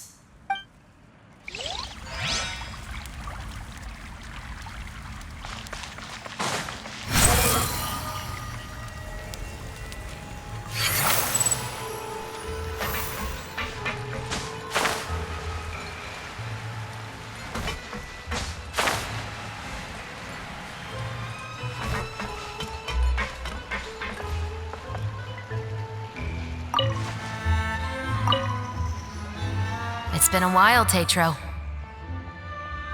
Please, just get on with your request. I want to know if you've heard anybody talking about muskets lately. Information isn't free, you know. I've heard that bandits have been extremely active in the countryside recently. and they've been affecting the delivery of goods to Poisson. I can allocate some more manpower to help out with that problem. What do you say? You're still as helpful as ever. One of our men got drunk at dinner about a month ago and lost his gun. 3 days later, it turned up in the corner here. What's weird about that? He just forgot where he put it, right? This is Fleuve Cendre, my friend. Anything of value left in the tavern won't ever make it to the next day. But that gun turned out to be an exception. It didn't get any new wear and tear on it, and didn't even appear to have been fired. We were quite mystified as to what could have happened. I suspect it came back because the weapon was already known to the guards. You mean, a criminal was afraid the Marechaussee Phantom would use the shot marks to track them down? Maybe. But if that's the case, the culprit really took great care to avoid getting caught. I didn't say anything about a criminal. In Fleuve Cendre, knowing who was killed is as easy as knowing what clothes you're wearing today. It's the guy living in the east side, isn't it? I've never liked him. Every time he's here, he just orders a drink and sits there with a nasty look in his eyes. So, who was the one who lost the gun in the first place? Don't bother. Even if you ask, he wouldn't admit to owning a gun to some strangers. Not to mention the captain of the Special Security and Surveillance Patrol. He's right. I know you grew up here, chevreuse. Even though you're on good terms with the Spina, you've still been gone too long. Not many people know you here now, and a lot of people don't like the Special Patrol. I know. So take my advice and don't show your face too much around here. It's for your own safety. I'll come and go as I please, and I'm afraid I'll be appearing more often due to my work. All right. Don't say I didn't warn you. Seems like that's all we'll be able to uncover for today. Paimon feels like we managed to learn a lot more here than up on the surface. Yes, assuming that everything we found is indeed connected to our suspect, then their timeline was probably something like this. A month ago, our suspect found a gun and took it home to disassemble it. Once he'd figured out its mechanics, he brought it back. In the following weeks, he used some parts to create his own makeshift musket and took it to the Fleuve Cendre for target practice. Then, a few days ago, he found his target and carried out the murder. Once the deed was done, he left a rainbow rose on the body, just like the scene in the novel. That all makes sense to Paimon, but we're still no closer to figuring out the killer's identity. The deceased was a resident of Fleuve Cendre. It's said that he was a poor, solitary man. Yeah, that's also something I'm trying to figure out. If we are indeed following the novel, and there's a story behind the murder, then this murder should be an act of vengeance. But according to our investigation, the deceased didn't have any enemies. He was no saint, but no one's heard of a rival who hated him enough to shoot him dead, much less care to leave a rose on his body. What message is the killer trying to convey, and to whom exactly? We've thoroughly investigated that possibility. He claims to have spent the whole day at the Opera House on the day of the murder, and the staff there have confirmed his account. Okay, so he has an alibi. Not only that, he lacks a credible motive as well. He has a family of his own, and both of his parents are still alive. I've looked into his records. He was adopted at the age of 6, and all the proper procedures were followed.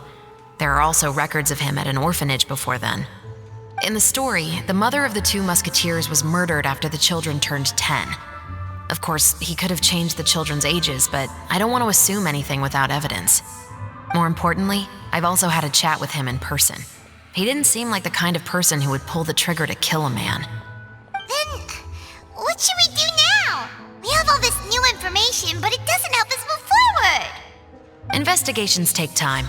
I didn't expect us to catch the culprit in just a single day. How about this? Let's spend the next few days filming with the crew. We can continue the investigation once we're done with the film. I'm sure that given time, new leads will present themselves. Wait, but weren't you saying Intel is like small, remote islands in the middle of the sea just a moment ago? Wouldn't you just miss them if you were to stop looking? But the book had more than one reference to the islands, Paimon. Oh? What else did it say then? As long as you spend enough time sailing through the fog, you'll eventually come across an island.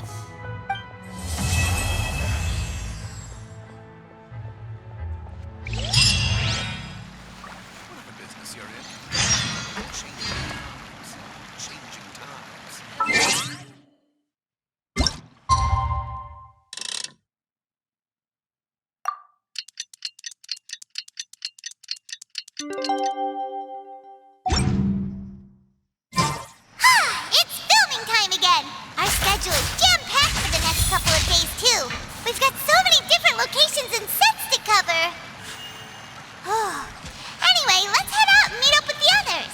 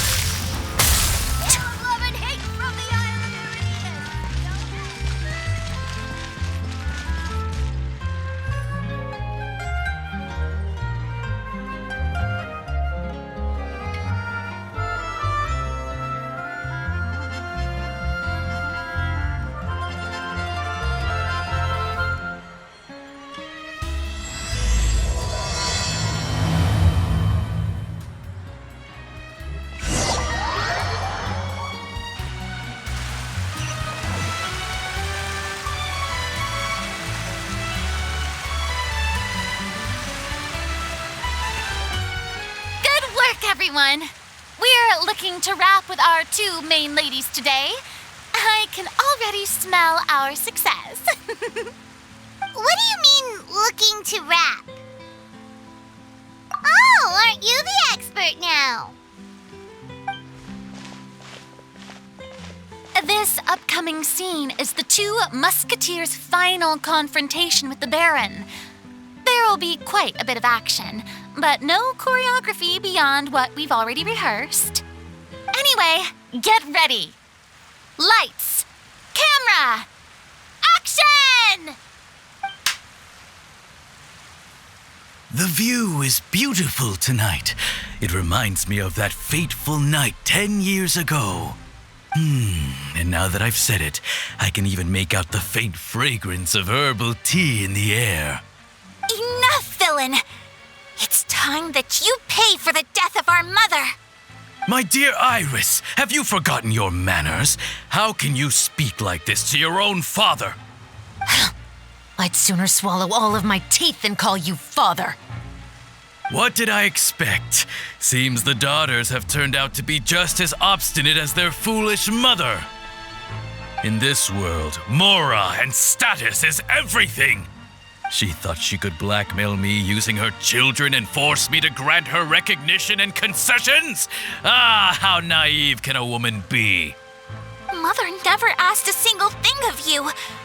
All she wished was for us to live a peaceful life, just like the others. It was you who personally brewed the poison of prejudice and sent Mother to her death. Compared to that deadly poison, the 2 bullets that will soon pierce through your heart will be like sweet mercy. And that's exactly why I said you're just as naive as her. Did you really think 2 muskets would be enough to defeat me? So let's see. What is stronger, mora and power, or the 2 muskets in your hands? Get them! Too late! There are too many of them! It'll be okay. We'll cover each other, Iris. And Mother will be watching over us, too.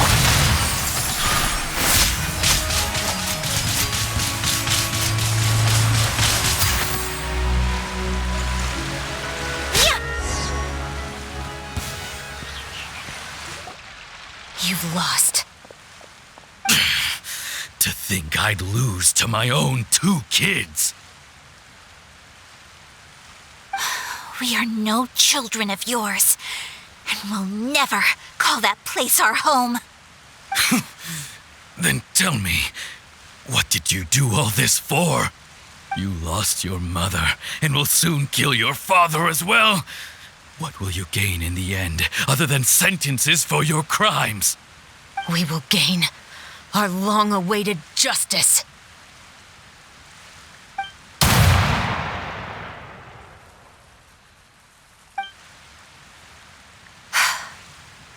It's over. Finally, it's over.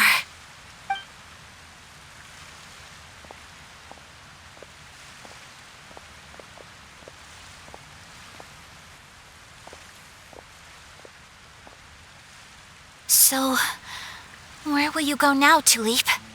I'm not too sure, Iris. Maybe somewhere with lots of flowers? After all, Mother always did love going where the blossoms were. What about you? I want to go visit Mother's grave. Yeah, that's not a bad idea. Huh? Tulip, look! What is it? It's Mother's favorite. The rainbow rose. Look, it's blooming again.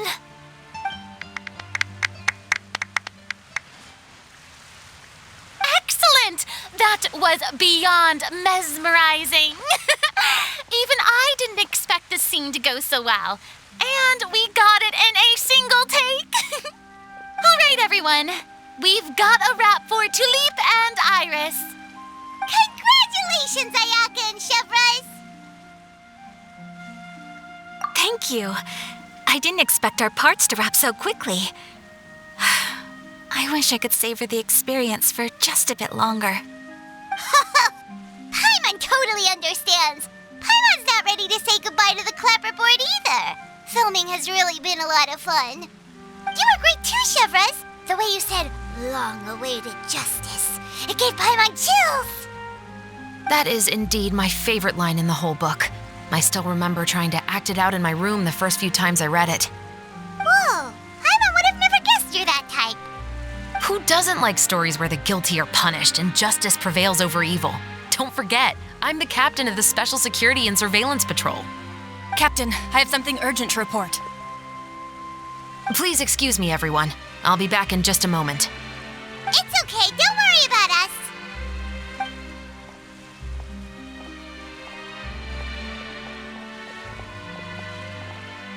Oh?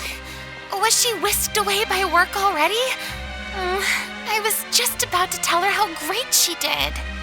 It seemed like some urgent official business. Then perhaps we should thank the stars that we were able to wrap both of your parts so quickly today. Switching around the filming schedule would have been a real pain. Anyway, I actually came over to let everyone know that we're all done for today. You can go home and get some rest. And one last thing, Miss Ayaka. Your acting skills today were immaculate as always.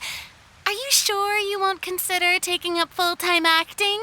See, I just happen to know this great troupe that's still looking for a lead actress. Thank you for your kind words, Director Furina. Unfortunately, there are still many matters that I have to take care of back home at the Yashiro Commission. I cannot remain in Fontaine to pursue an acting career.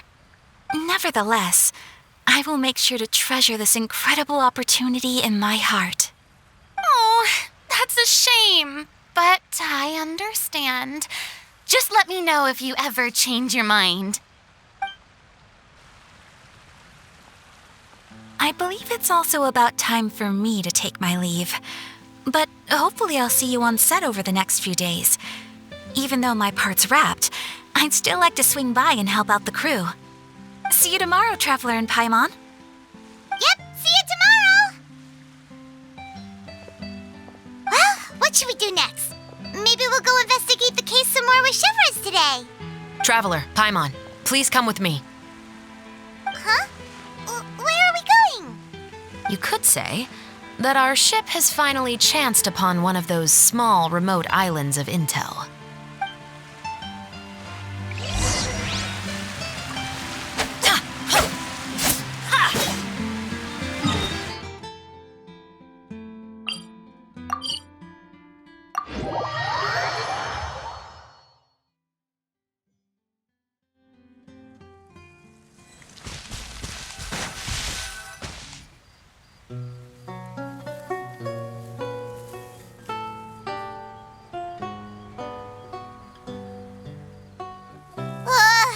Paimon's exhausted.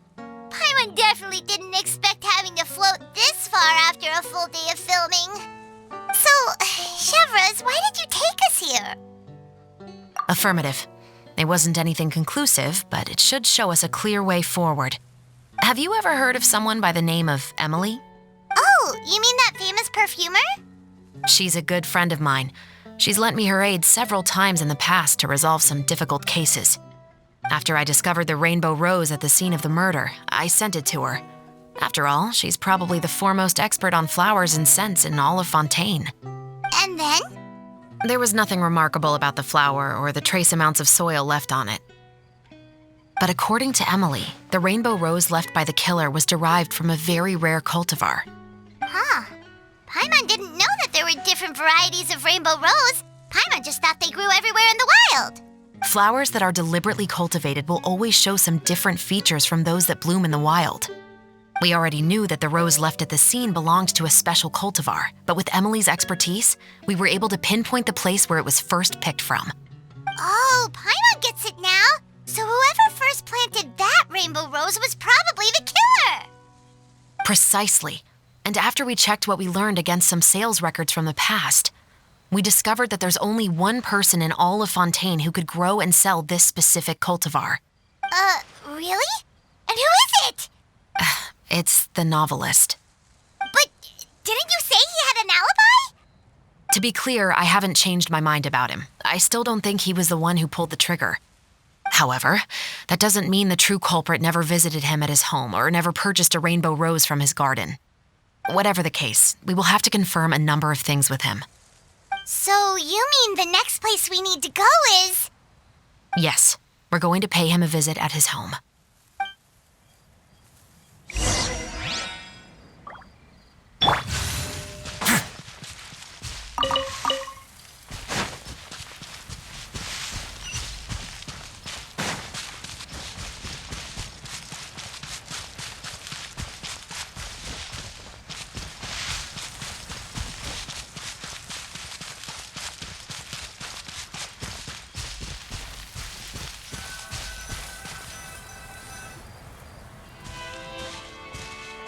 That should be his house.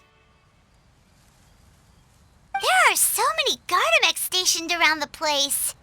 That's pretty unusual, right? According to what he told me last time we spoke, he hired them so he won't be harassed or disturbed.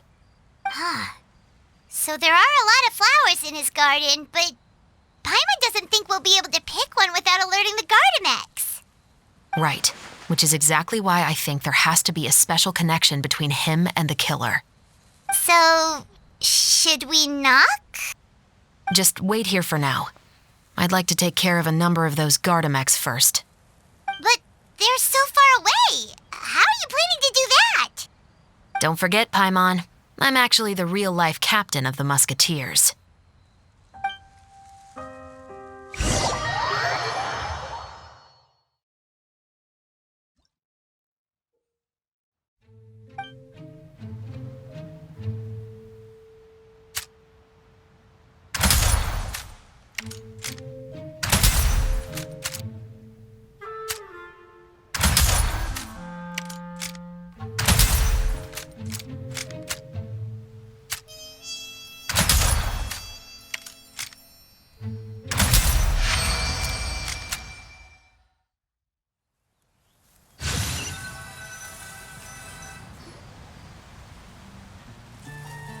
All clear. Let's go. Wait! Paimon's a little nervous now that we know he could be the killer. Can we go over our plan of action again? I'll go knock on the door and make sure it's safe inside. Once we're sure that we're in the clear, I'll ask him to come with us for a quick round of questioning at the guard's headquarters. But can't we just arrest him? We still have no evidence that he's the killer or that he lent the killer any direct aid. Still, it would be appreciated if you could pick a rainbow rose from his garden for me while I'm talking to him. It'll help the Marechaussee Phantom confirm Emily's theory. Sure, no problem. Just be careful, chevreuse.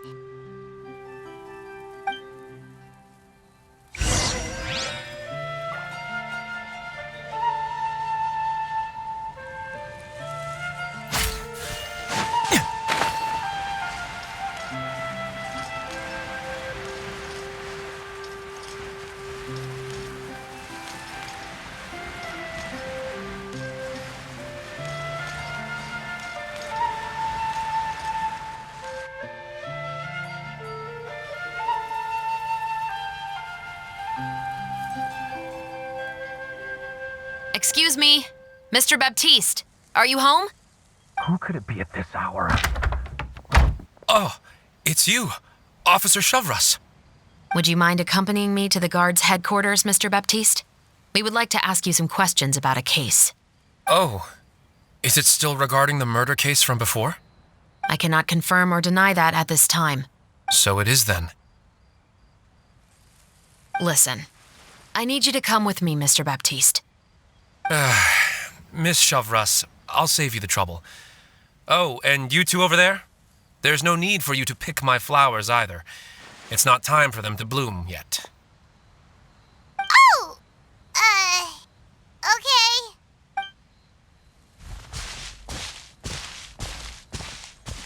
By saving me the trouble, you mean... I will confess. I was the killer. Huh? He just admitted he's guilty! Please relax, everyone. I'm not armed. The musket you're looking for has been buried in my backyard. Then it's my responsibility to inform you, Mr. Baptiste, that everything you say right now will be used as evidence for the inevitable trial. Yes, I am perfectly aware of that. I must say, I hate this feeling. Oh? Is it because I confessed? Or because you've been proven wrong? Both, I suppose. For the same reason as the one I wrote out in my novel, of course. I did it to exact revenge. I know you haven't figured out the link between the two of us. Had you done so, I'd have been taken away to the headquarters a long time ago. But that won't stop me from always remembering his grotesque face. After all, he was the one who killed my mother. Your mother is still healthy and well. You know, I was adopted as a child. I was referring to my birth mother. That was never recorded in the orphanage's records. Please forgive a 6-year-old child for concocting some lies to protect himself after watching his mother die right in front of him. So, your novel, it was like a record of your life? No, of course not. It was a work of fiction with many embellished parts. But I am indeed the illegitimate son of a wealthy and influential man who abused his power to murder my mother. That part was 100% real. But the man you killed didn't have a mora to his name. He was a hired assassin, an irredeemable beast who sank his fangs into a defenseless woman just for a few bags of mora. But if that's really the truth, you wouldn't be telling us any of this now. You still haven't managed to take revenge against your father, the true mastermind behind it all. I never thought I'd hear that kind of thing from the captain of the Special Security and Surveillance Patrol. I'm simply skeptical about your motives. It's simple, really. I've grown tired of everything and don't want to shoulder this burden anymore. You may have considered me too soft to pull the trigger. Well, as it turns out, you are exactly right. I've become overwhelmed by the aftermath of the murder. So you're going to call a stop to your revenge, just like that? The true mastermind is too rich and too powerful for me. I've accepted that I will never be able to avenge my mother alone. And so what? The characters in your book never gave up. Now, Officer chevreuse, I'm the one who has killed a man, aren't I? Are you trying to convince me to commit another crime? What's your father's name? How do you plan to prove the veracity of all of your claims? Well, I'd like to speak with you privately. Sure. Why don't we speak privately at the guard's headquarters? No, it has to be here. I must ensure that we won't be overheard. Fine. Let's talk here. When I said won't be overheard, I meant by anyone. I would like to speak with you and you alone.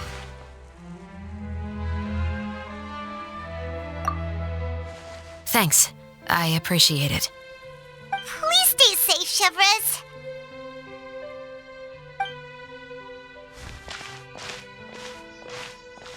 All right. Let's hear it. Will you really believe what I'm about to say? Well, that depends on what you're going... Fair enough. Fair enough. Then listen closely.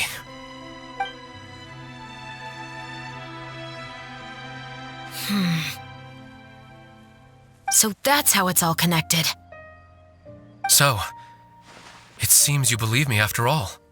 Do you want me to go public with this? No, of course not. At least, not right now.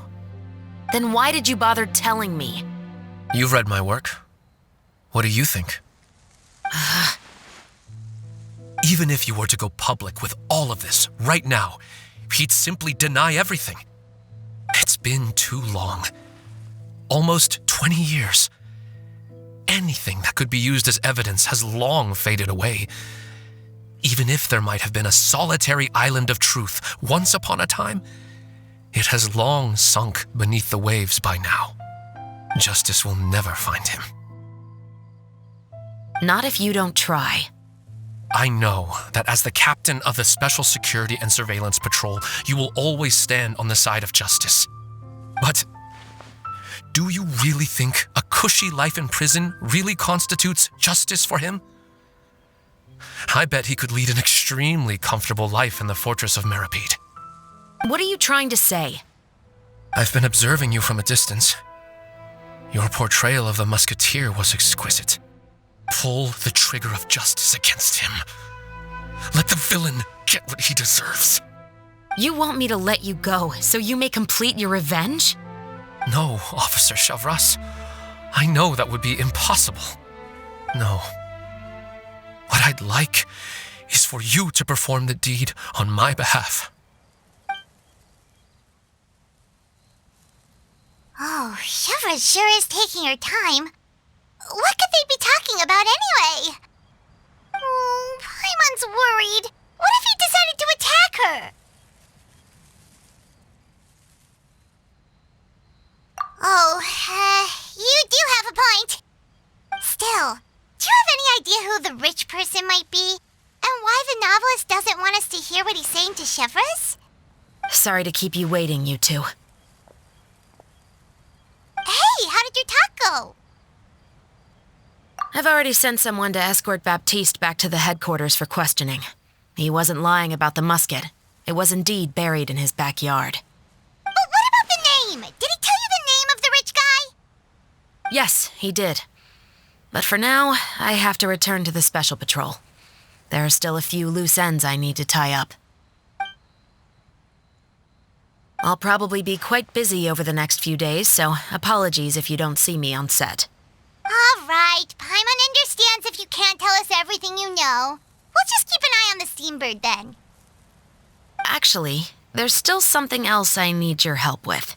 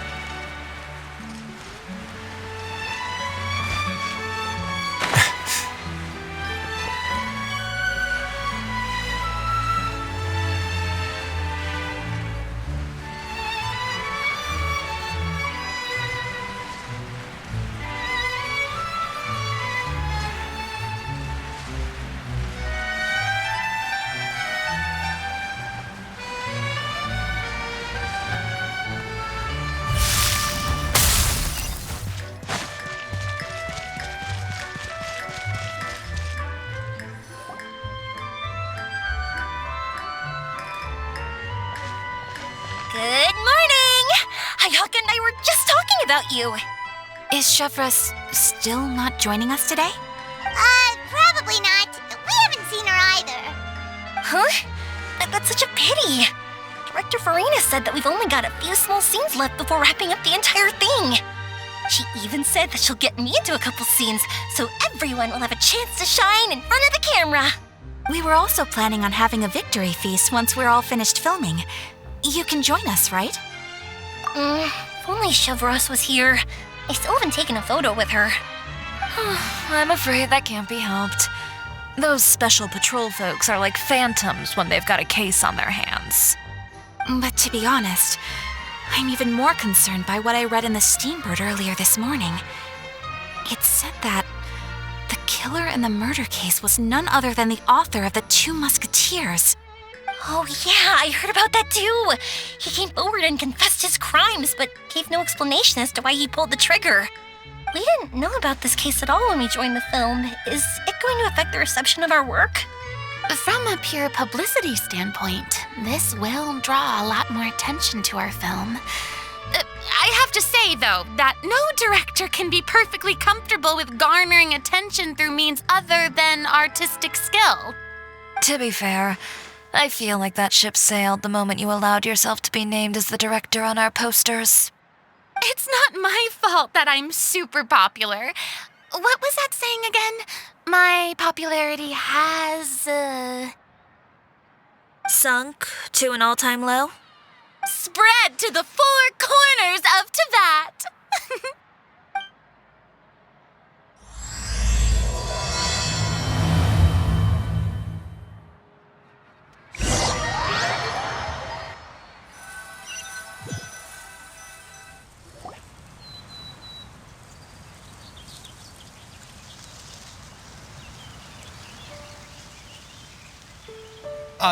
Excuse me, everyone. Xavier! Feels like it's been ages since we last saw you. I've been talking nonstop with the Film Association, and I'm absolutely swamped trying to coordinate the film's marketing. So forgive me for not being around more often, but please believe me when I say that I will make sure everyone's hard work gets the exposure it deserves. Oh, seems like you've been fighting your own battles. Yes, that's one way to put it. Oh, and before we begin the final round of filming, please allow me to finally introduce you to the original investor of our film, Mr. Morris. A pleasure to meet you all. Yes, glad to make your acquaintance, Mr. Morris. We've heard about the issues you've encountered with your financial situation, and genuinely hope that things have taken a turn for the better. Oh, well, the situation has indeed improved somewhat. Don't worry, Mr. Morris. Accidents and last-minute challenges happen all the time. There's no need to blame yourself over it. The good news is that we're almost done filming now, and I would even say that this is the best story I've ever seen. Is that so? I see, that's great news. All right, now that we've gotten all the pleasantries out of the way, let's get this show on the road. We'll mostly be filming typical people and scenery from the streets today to improve the sense of environmental ambiance in some parts of the film. Oh, and there'll be a cameo for Mr. Kamisato and Miss Yoimiya as well. They'll be used to show outsider perspectives on the fates of the Two Musketeers. That's right. Ayato should be here any minute. Excellent! Then let's start with the scenery shots. Camera and clapper loader, you're up. Yep, we'll be ready. Remember, all we need are some wide zoom shots of the streets. If you happen to find some particularly lovely patches of flowers and grass, feel free to grab some close-ups of those as well. Ready? Lights! Camera! Action! Okay, now move the camera slowly. Try to focus on that flower. What's wrong? Just adjust the focal length a bit. Something the matter? But wasn't it working fine for all the days before? Veronique, can we try a different camera? No problem. How about this one? All right, let's give it another try. Lights, camera, action! Don't tell me. This one is broken too. Veronique, do we have any other spare ones we can use? I'm afraid we only brought these two today. What? Then go find a workshop to get them repaired right away. Oh, and you too, Bono. Go find our spare camera in the warehouse and bring it back to the set. On it. Greetings, everyone. My apologies for the delay. It seems like there are some issues with the filming equipment today. We're stuck for the moment. I see. Well, let's not just stand here twiddling our thumbs. Actors, to the makeup booth. We'll start on the next scene as soon as we get a working camera. The people at the workshop told me that the part which holds the lens in place seemed to have fallen off. That's super strange. It was perfectly fine just yesterday. Well, no time to dwell on that now. Let's get back to filming. Ahem! Quiet on set! Places, everyone! Lights! Camera! Action! By the way, have you heard about that recent murder case? Yes, I have. It seems that they've caused quite the commotion in the city. I heard that the chief of the guards is so mad about not catching the culprit that he's about to explode. Oh? I find that quite hard to imagine, considering how he already looks most days. Director, we have a problem. Oh, we're in the middle of a take! Couldn't you wait until we wrapped up this scene? No, Director, our film, all the finalized film that we've been keeping in the case has disappeared. Oh, wait, well, what did you say?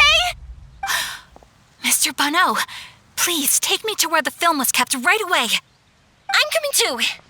No, Yoimiya, you have to stay here. Oh. Okay, listen up. Everyone who's not working on this current scene can go with Bono to look for the film. Everyone else, stay put and wrap up the scene. Unbelievable. How could all these problems happen in just one day? We're back. How did it go? Did you find the film? We found it in the sewers. Huh? In the sewers? Is the film still okay? We discovered it just in time, so we should still be able to salvage it. The others are checking now to see if we lost any specific scenes. Oh, you scared me for a moment there. I nearly thought we had lost everything. I really don't want to experience that feeling of despair again. Okay, but who could have stolen the film and dumped it there? Could it be some competitors working on other films? But if they wanted to harass us, why wait until the last day? Okay, we don't have time to really look into it right now. Let's strike while the iron is still hot and wrap this thing up once and for all. Yeah, let's finish it.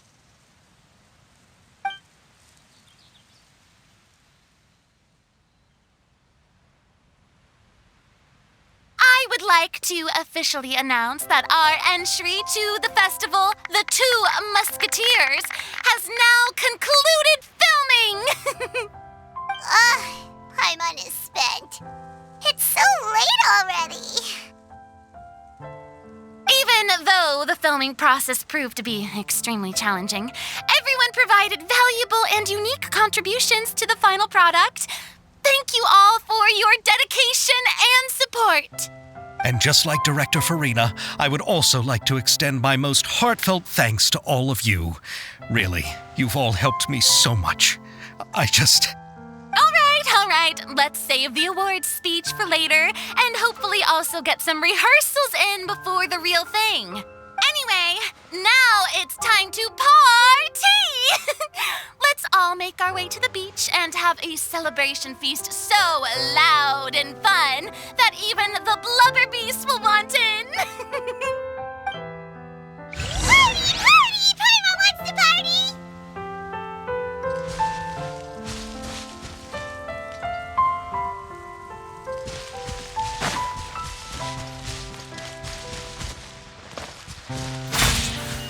Whoa! This place is hopping! Everyone's finally getting to relax after wrapping up the film! Oh, this is turning out to be quite the party.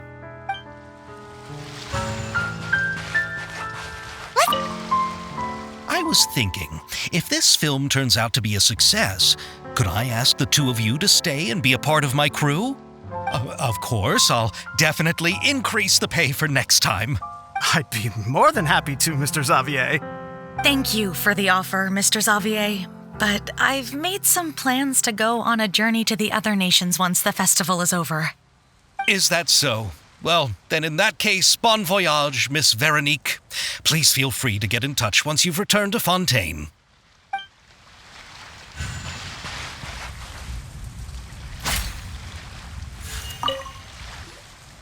Furina! Oh, my darling clapper loader and camera operator. You've both worked really hard. Paimon thinks you worked even harder than us! Honestly, Paimon was getting a little tired of playing with the clapperboard by the end of it. Worst of all, Paimon started having dreams of you shouting, "Lights, camera, action!" into Paimon's ears. The actual dream can't even start until you've yelled that! Hey, if anything, shouldn't I be more grand and delightful in your dreams? We've been through so much together, and that's how your brain remembers me? That's not Paimon's fault. We've just used the clapperboard too much lately. Anyway, what's most important is that we've wrapped the film. I'm pretty confident that we'll take first prize. Hey, no need to mention the official name. Wait, now that you mention it, if we did win the prize, would Furina just get a statue of herself? Come on, I don't need that kind of attention. Xavier can accept the reward on our behalf. But just imagine!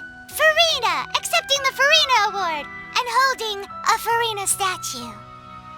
I'm going back to my dessert now.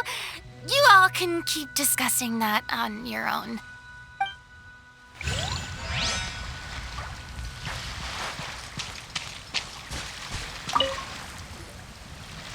Hey, Ayato! How's your work been going? Everything went rather smoothly. Thank you for your concern. Ayato told me that we've already confirmed the dates for some Inazuma Fontaine cultural exchange events. So the next time we visit, we'll be doing so in our capacities as the representatives of the Yashiro Commission. Oh, that's great! Then maybe Paimon will be able to find Fontaine detective novels in Inazuma from now on. Oh, wait. Wouldn't Yoimiya get upset if that happens? That would be stealing some of her business. You've got a point. She's always complaining that light novels have become bland and too predictable after all. The cultural exchange won't only feature literatures of both nations, of course. We have also made plans for cross-cultural engagements in the fields of gourmet cuisine, toy making, and artisan craftsmanship. Whoa! Paimon's getting super excited now! When the time comes, be sure to visit and participate in all the events.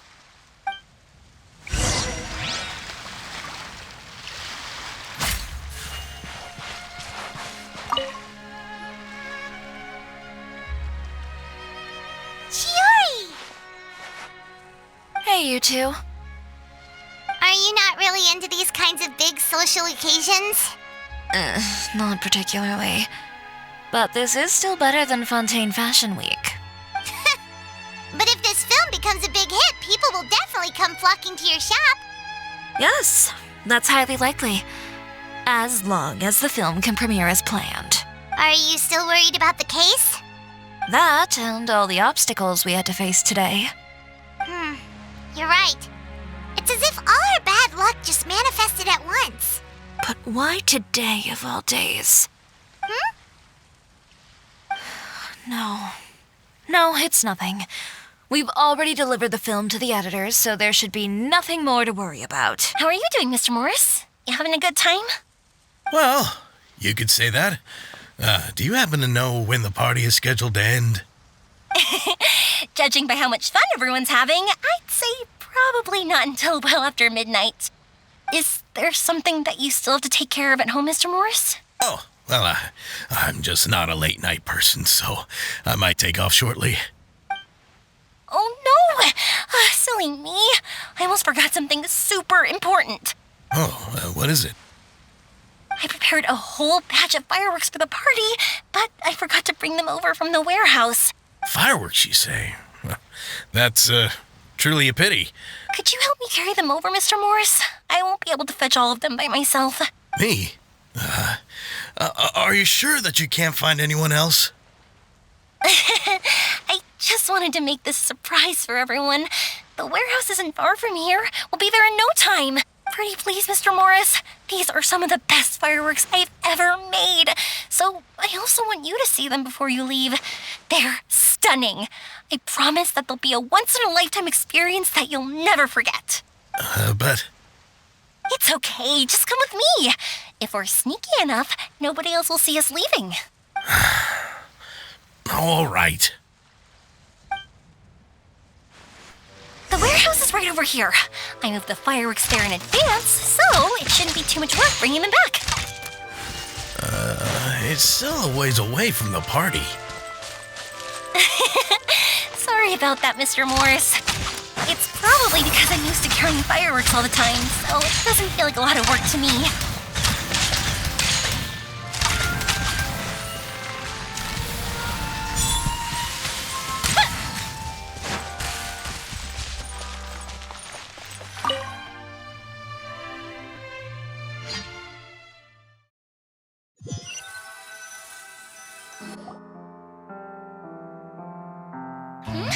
It's dark in here. Wait here, Mr. Morris. I think the light switch should be somewhere over here. Why did I have to get roped into this? What was that?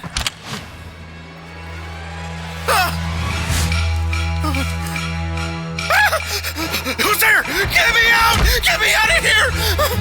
Did you really think you'd get away, Morris?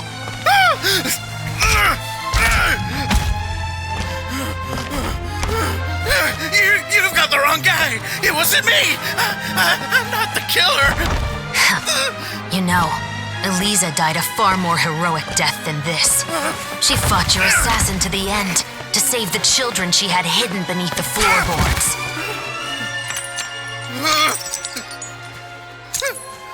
That is Eliza's pendant, the one with a photo of you two inside. The one you gave her. Ring any bells? It's a fake! It has to be! There's no way! No way your assassin didn't destroy it, you mean?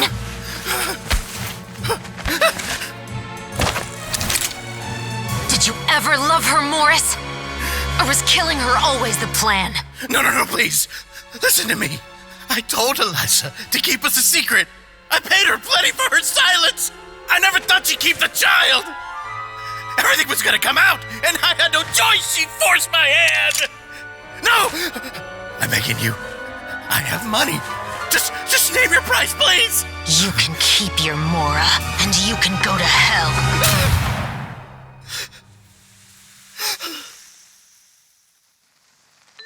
I'm Captain Chevreuse of the Special Patrol. Morris, you're under arrest for Eliza's murder. Huh?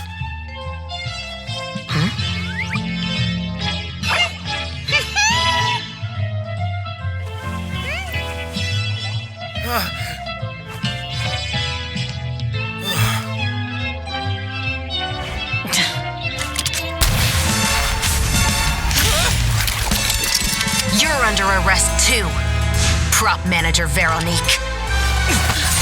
Or perhaps I should call you the Second Musketeer.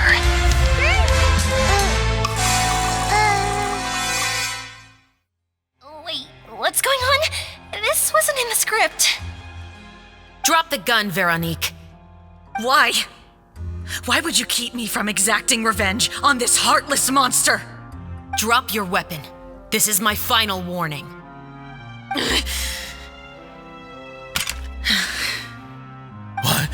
What is going on? Do I have to spell it out for you, Morris? Everything that took place just now was staged to get you to confess the truth. But this last part is all improv, of course.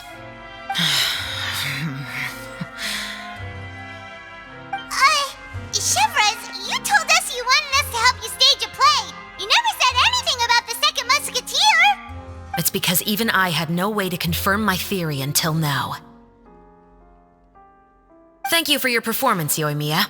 Could I trouble you to go and bring in the other Special Patrol members? They should be— Oh, and please tell the other cast members not to worry about us. We'll be rejoining them shortly. On it!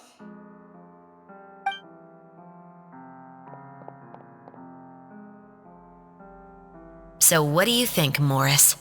Care to talk about what happened 20 years ago?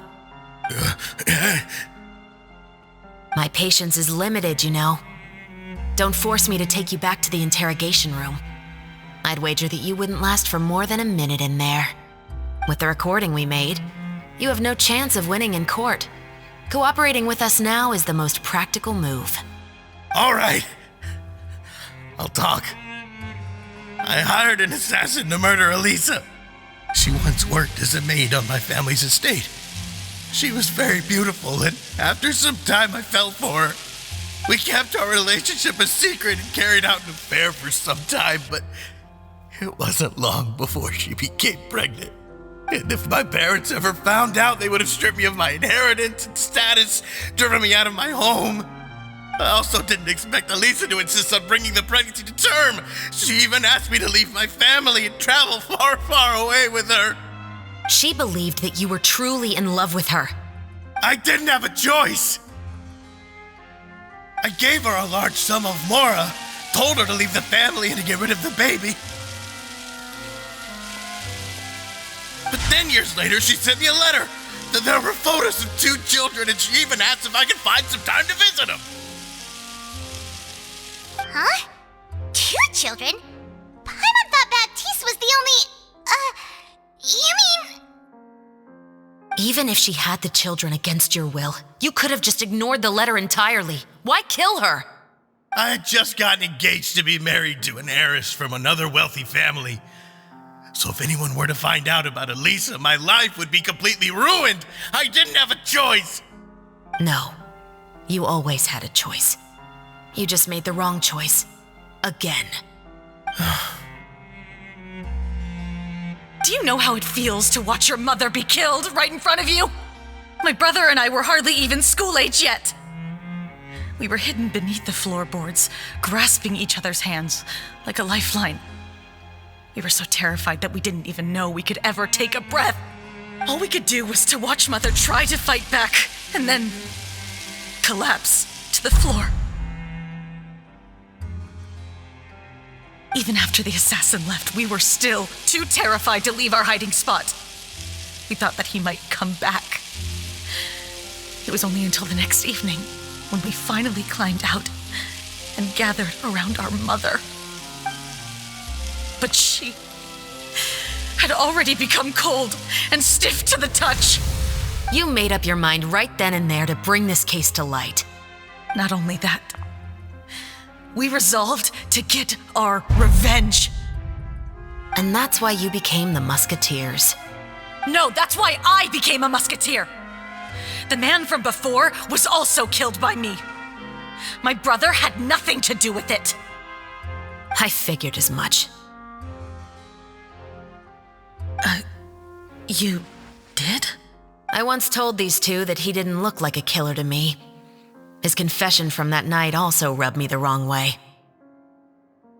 I think what really tipped me off was, how could I not feel a sense of regret in him? Huh? He confessed faster than any criminal I've ever met, but he didn't say a single word about you. He insisted that he was the sole perpetrator in the case. But after the questioning ended, I disassembled the musket we dug up from his backyard, put it in front of him, and told him to reassemble it. Wanna guess how far he got? He had no idea where to even start.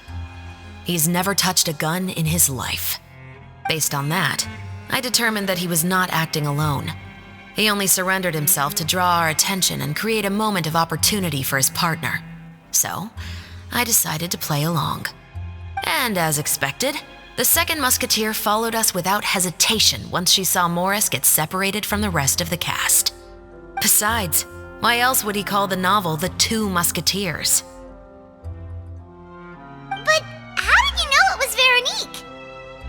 I figured it out the moment Baptiste told me his father's name. That so-called financial crisis was all just a ruse. He just wanted to sign up as the investor and then leave the film without any source of funding. After all, he has a vested interest in minimizing the reach of this story. It's really just the same thing as what he did to Eliza all those years ago. Human scum. But then Xavier pulled out all the stops and got the film made against all odds. Morris couldn't have that. With the killer in custody, he figured it was safe to act. And so he came to visit the set today, just as I expected. Wait, so you were behind all those mishaps today? As for the identity of the second musketeer, I assumed they'd probably stay close to Morris and look for an opening. And if they already knew that Morris was the film's investor, then that narrowed the list of potential suspects as well. Furthermore, being the props manager would allow the culprit to avoid scrutiny by purchasing mechanical parts in the name of the crew. With that hypothesis in mind, I went back to check Baptiste's orphanage adoption records. Guess whose name I saw on the same page, just a few lines from his. My brother. He trusted you. As in, he trusted me to perform the deed on his behalf? He trusted you to stand on the side of justice. I am. I thought you could do it as well. Oh, the look on your face when you told him to go to hell. I really thought you'd put a bullet in his brain. You know what he has done. Are you telling me that you'd rather see him spend the rest of his life living like a king in the fortress of Meripede? I will never be able to forget the feeling of my mother's cold, lifeless hands. And you would call this ending fair? Is this what you call justice? I won't lie, Veronique. I did hesitate when your brother first told me about the truth. I wondered. I agonized over whether I should really put a bullet in his head. So why don't you? Because that should never be how justice is carried out in this world. Perhaps, to you, justice is simply reciprocated, an eye for an eye and a life for a life. But everyone has their own understanding of justice. If everyone were to pursue their own definition of it, there would be no more order in this world. Today, you'll kill Morris, and tomorrow, his children may come for you. The world cannot render judgments based on a desire for revenge. That will only lead to a cycle of revenge, as well as the destruction of order and civilized society. Fontaine is founded on a set of laws and a standardized code of justice. That is why we are the nation of justice. But with all that said, I will promise you this. Morris will not lead a cushy life in the fortress of Meripede. Chevreuse, the rest of the special patrol is here. Thank you so much, yoimiya. Letelier, Terena, please take them away.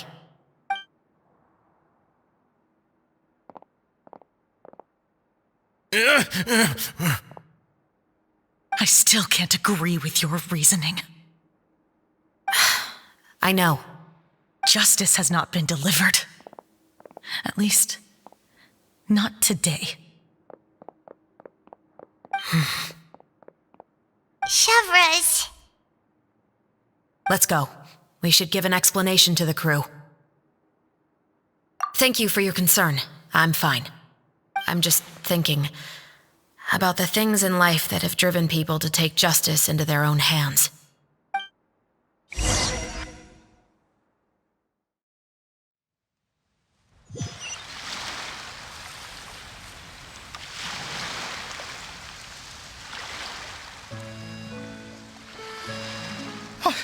Who would have thought Morris would turn out to be...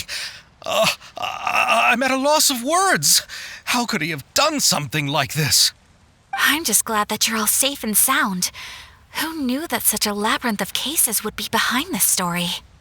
Well, what should we do now? We have a finished film, of course, but should we still go ahead with the premiere? What do you mean? Shouldn't you be even more motivated to spread the word now that you've learned the truth? Chiori is right. I'd also like more people to see this story for themselves. But the real ending of the story seems to have deviated somewhat from the one in the script. Is that still acceptable to you, Miss Chevreuse? The call is yours. We still have time to reshoot an ending if that's what you'd like. No, it's fine as is. I like what we have for the catharsis. Romanticism is what gives works of art their appeal. Fiction is able to explore means of restitution that could never work in real life. Just like the real world, the world of stories also has its own set of rules and justice. These different possibilities are what initially drew me to reading in the first place. Sounds good to me. I support your decision. What about Veronique? Will she be okay? She will soon face her judgment alongside her brother and Morris. If I had to guess, they'll probably all be sent to the fortress of Meripede. I'll make sure to give Risley a heads up about it. Oh, you mean that kind of heads up? Exactly. Ahem. All right, then the matter's settled. Now that everything's been taken care of, there's no reason for us to keep looking all gloomy and grumpy. Let's get back to the feast and enjoy each other's company. We'll be starting the post-production process tomorrow. You should join us, Chevreuse. You missed the first few hours of the party, didn't you? All right. Count me in. Then I'll wait for you over there. There's still some good news that I'd like to share with Chevreuse. Traveler, Paimon, could you wait for me by the sea after the party ends? I'd like to go on a brief walk with the two of you. Thank you very much.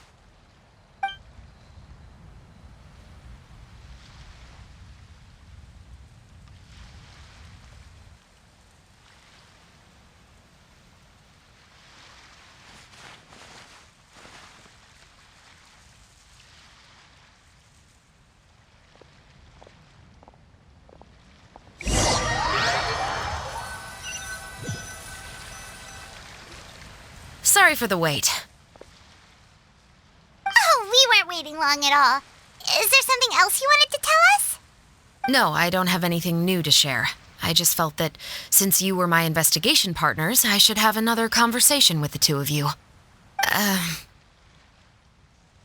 Traveler, how would you have responded to Baptiste's request if you were in my shoes? Is that so? Well, thanks for sharing. When I was young, my father often took me here to swim. We'd come rain or shine, even when it was freezing cold. He told me that swimming was the best activity to train one's strength of will. You could never give up before reaching the shore, especially when the water was cold. Oh? Why's that? Because the moment you give up would be the moment you die. At that point, I still hadn't received my vision.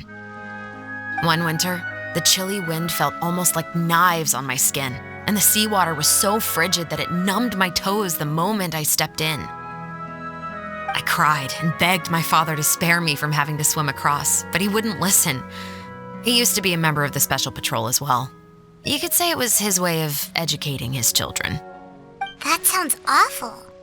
When he saw that I wouldn't stop crying, he just picked me up and tossed me into the icy water. The bone-chilling cold took away my senses. I couldn't feel anything but fear and rage. I waited for my father to save me, but one look and I knew he'd already started swimming for the opposite shore. I realized that if I were to give up, I really would die right then and there.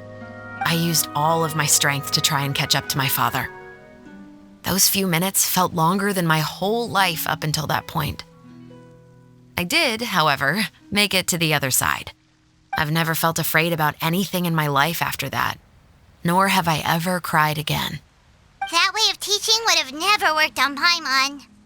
Yeah, I don't think that was the right method for anyone. It's just that, working now as I am in the pursuit of justice, I still sometimes feel like I've been tossed into that winter sea all over again. The anger and the helplessness. Chevreuse. But the worse I feel, the more I know to never give up. The alternative would be to forever lose myself among the waves. Anyway, how about a race? Neither of us will drown, but we can still see who swims faster. You guys go ahead! Paimon will grab the clapperboard to mark the start of the race.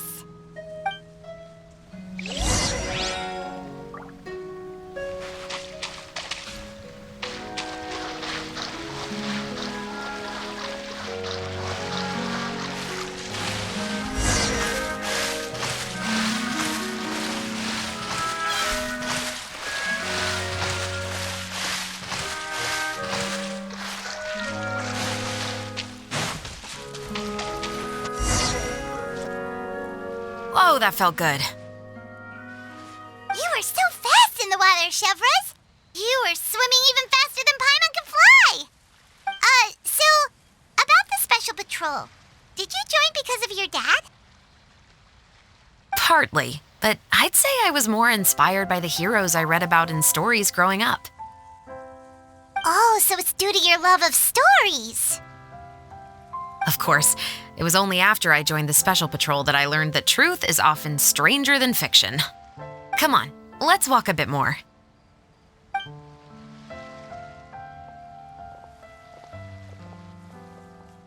To be honest, I do sometimes question whether the decisions I make are the right ones. But I know that no matter what, I must keep swimming. Because the only thing I've got my eyes on is the shore in the distance.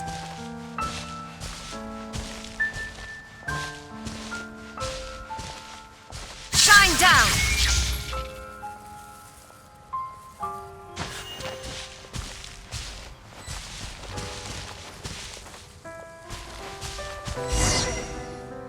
Thank you for coming on this walk with me. I feel a lot better after getting all that off my chest. Huh. We're nearly back at Baptiste's house. Huh. You're right. I didn't realize we were so close. He really did plant a lot of flowers. It's just like how he described it in the story. Huh? Wait. Paimon, Traveler, look! The rainbow roses in the garden. They're in full bloom now.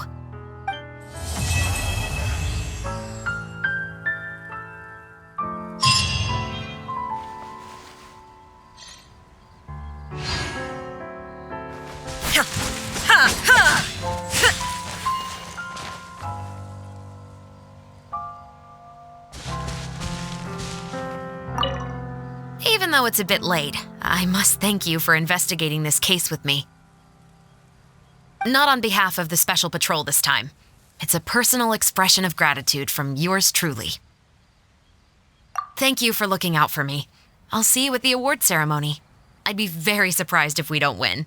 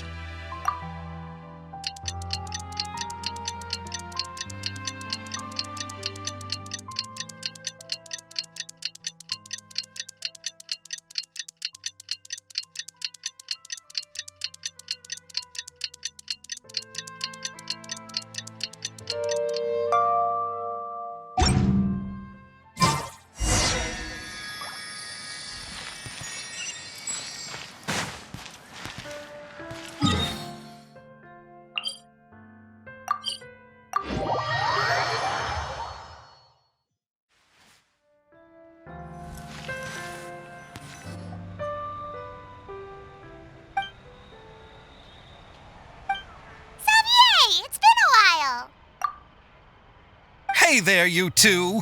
Sorry I've been scarce. I've been buried in marketing and preparing the film for release ever since we wrapped post-production. The award ceremony is today, right? Paimon wonders if we'll win the Furina Award. I I'd give it a 90% chance. Furina! Oh, Paimon didn't know you were already here. You're earlier than everyone else. I'm sure the others will also be here in no time. Xavier, if we end up getting called on stage, shouldn't you come up with a name for our crew? What? But we don't even know if we're going to win. I wouldn't want to jinx our chances by celebrating early. Just open your eyes. Surely you've seen the audience's reactions to our film. We've had nothing but critical acclaim. You've also had conversations with the Opera House's operating staff, right? Didn't they want to increase the number of showings? With the mora you've made from the box office, you can now open your very own film company. But that's all credit to my amazing crew. You've all helped to make this a reality, so I can't be the only one asked to come up with a name. Well, give it some thought. I'm sure the crew will respect your choice. All right, but before that, Traveler and Paimon, could I trouble you to quickly pay a visit to the Fortress of Meripede? Huh? But shouldn't we stay for the award ceremony? I wanted to ask you two to invite Chevreuse to join us at the ceremony. She's one of the lead roles, after all. I haven't been able to find her recently, so I haven't had the chance to invite her personally. According to the papers, the culprits of the musket murder case will be personally escorted today by the captain of the Special Patrol to the Fortress of Meripede. Oh, Paimon gets it now. Yep, just wait here, Xavier, and maybe try to come up with a few snappy-sounding names. All right, then I'll leave you to it.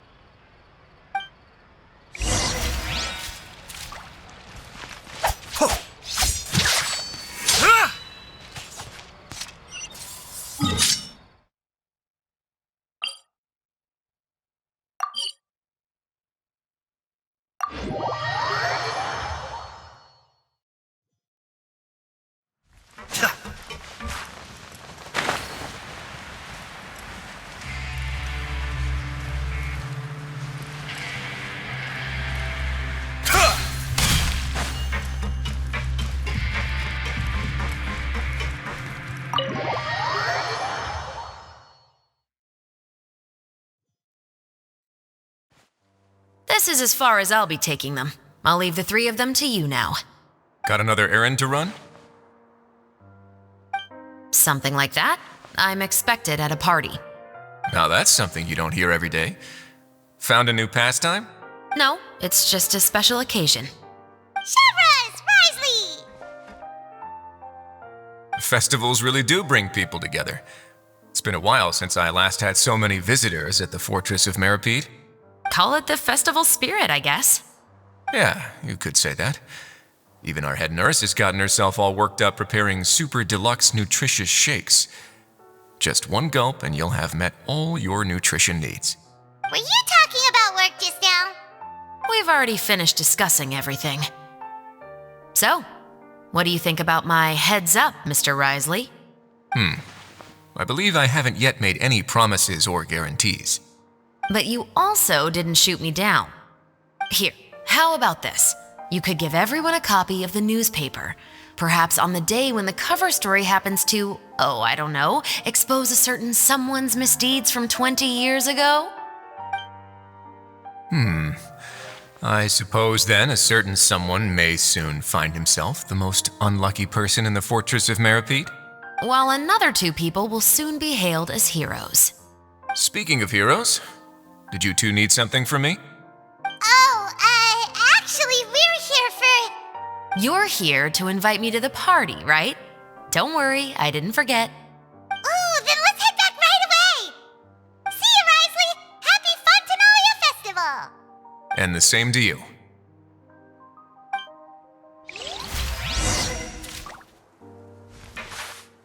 Please, go and enjoy the festival.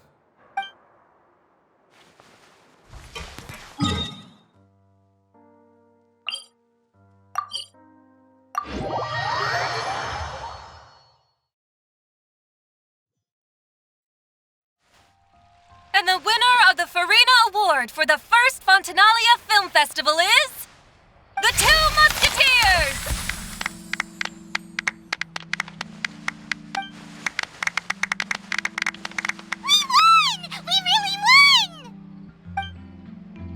Congratulations, Mr. Xavier. We won? I can't believe it! I really can't thank all of you enough! See? My takes on Fontaine's entertainment industry have never been wrong. Now, please welcome to the stage the producer of The Two Musketeers, Mr. Xavier!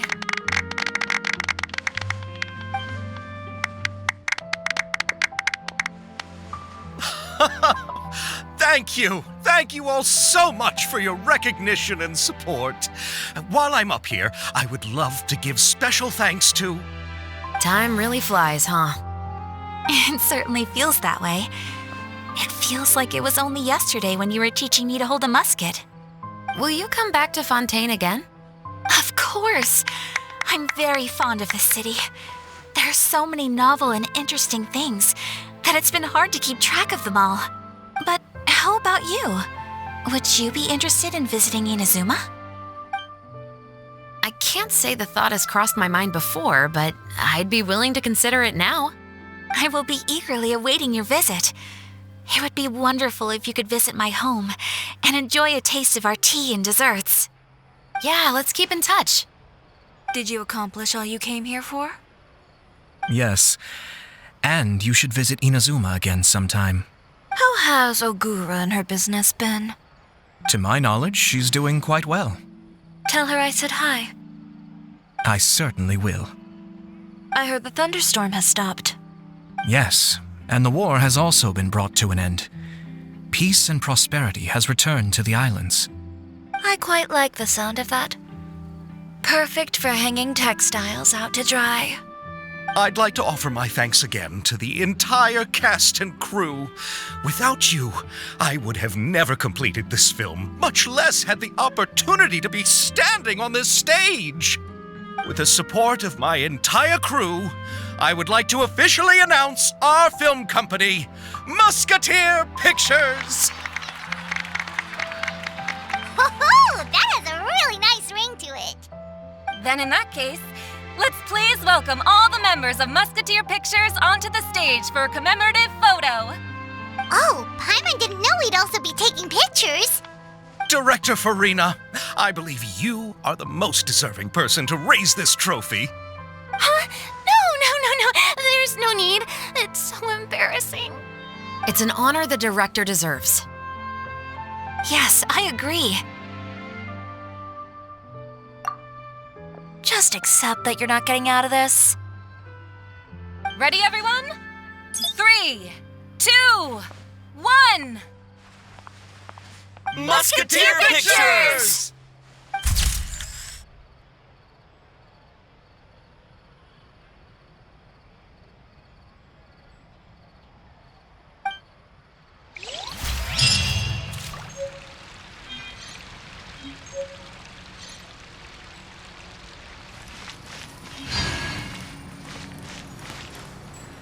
Miss Yoimiya, we haven't had the chance to talk, but please accept my thanks for everything you've done over the past few days. Oh, but I feel like I didn't do anything out of the ordinary. I'm very grateful for your assistance during that special performance in the warehouse. It was always going to be somewhat risky to engage and draw away Morris all on your own. You're only a civilian and have never been trained to act in such a dangerous situation. Don't say it like that. As the director's assistant, it was my duty to help out the crew however I could. It was an honor to help you solve the case. I have to admit, though, my heart was thumping super hard the entire time it was laying on the ground. I was scared that everyone would notice. You did great. Oh, and before I forget, if you ever visit Inazuma, please come and pay a visit to Naganohara Fireworks. I'll make some fireworks for you. I even know what shape we'd make. I'm guessing a musket. Telling you now would ruin the surprise. If you really want to see it, just come and visit me.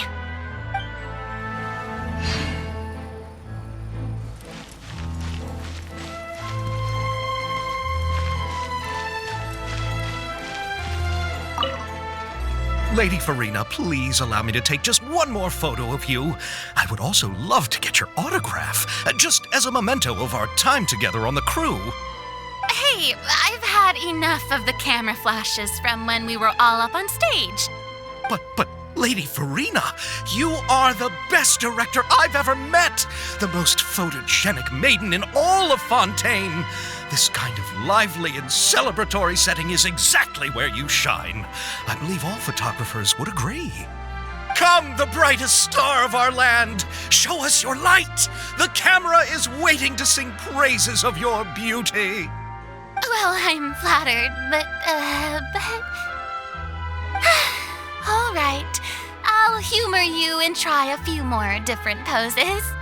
But I don't have to hold the trophy, right? Of course. You may pose however you like. Thank you so much. Thank you so much. By the heavens, my luck has been beyond belief.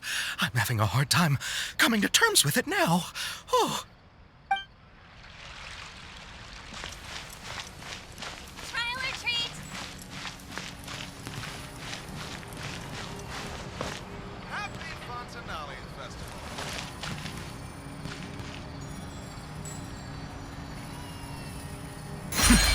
Depth back. Strike is one. Engaging.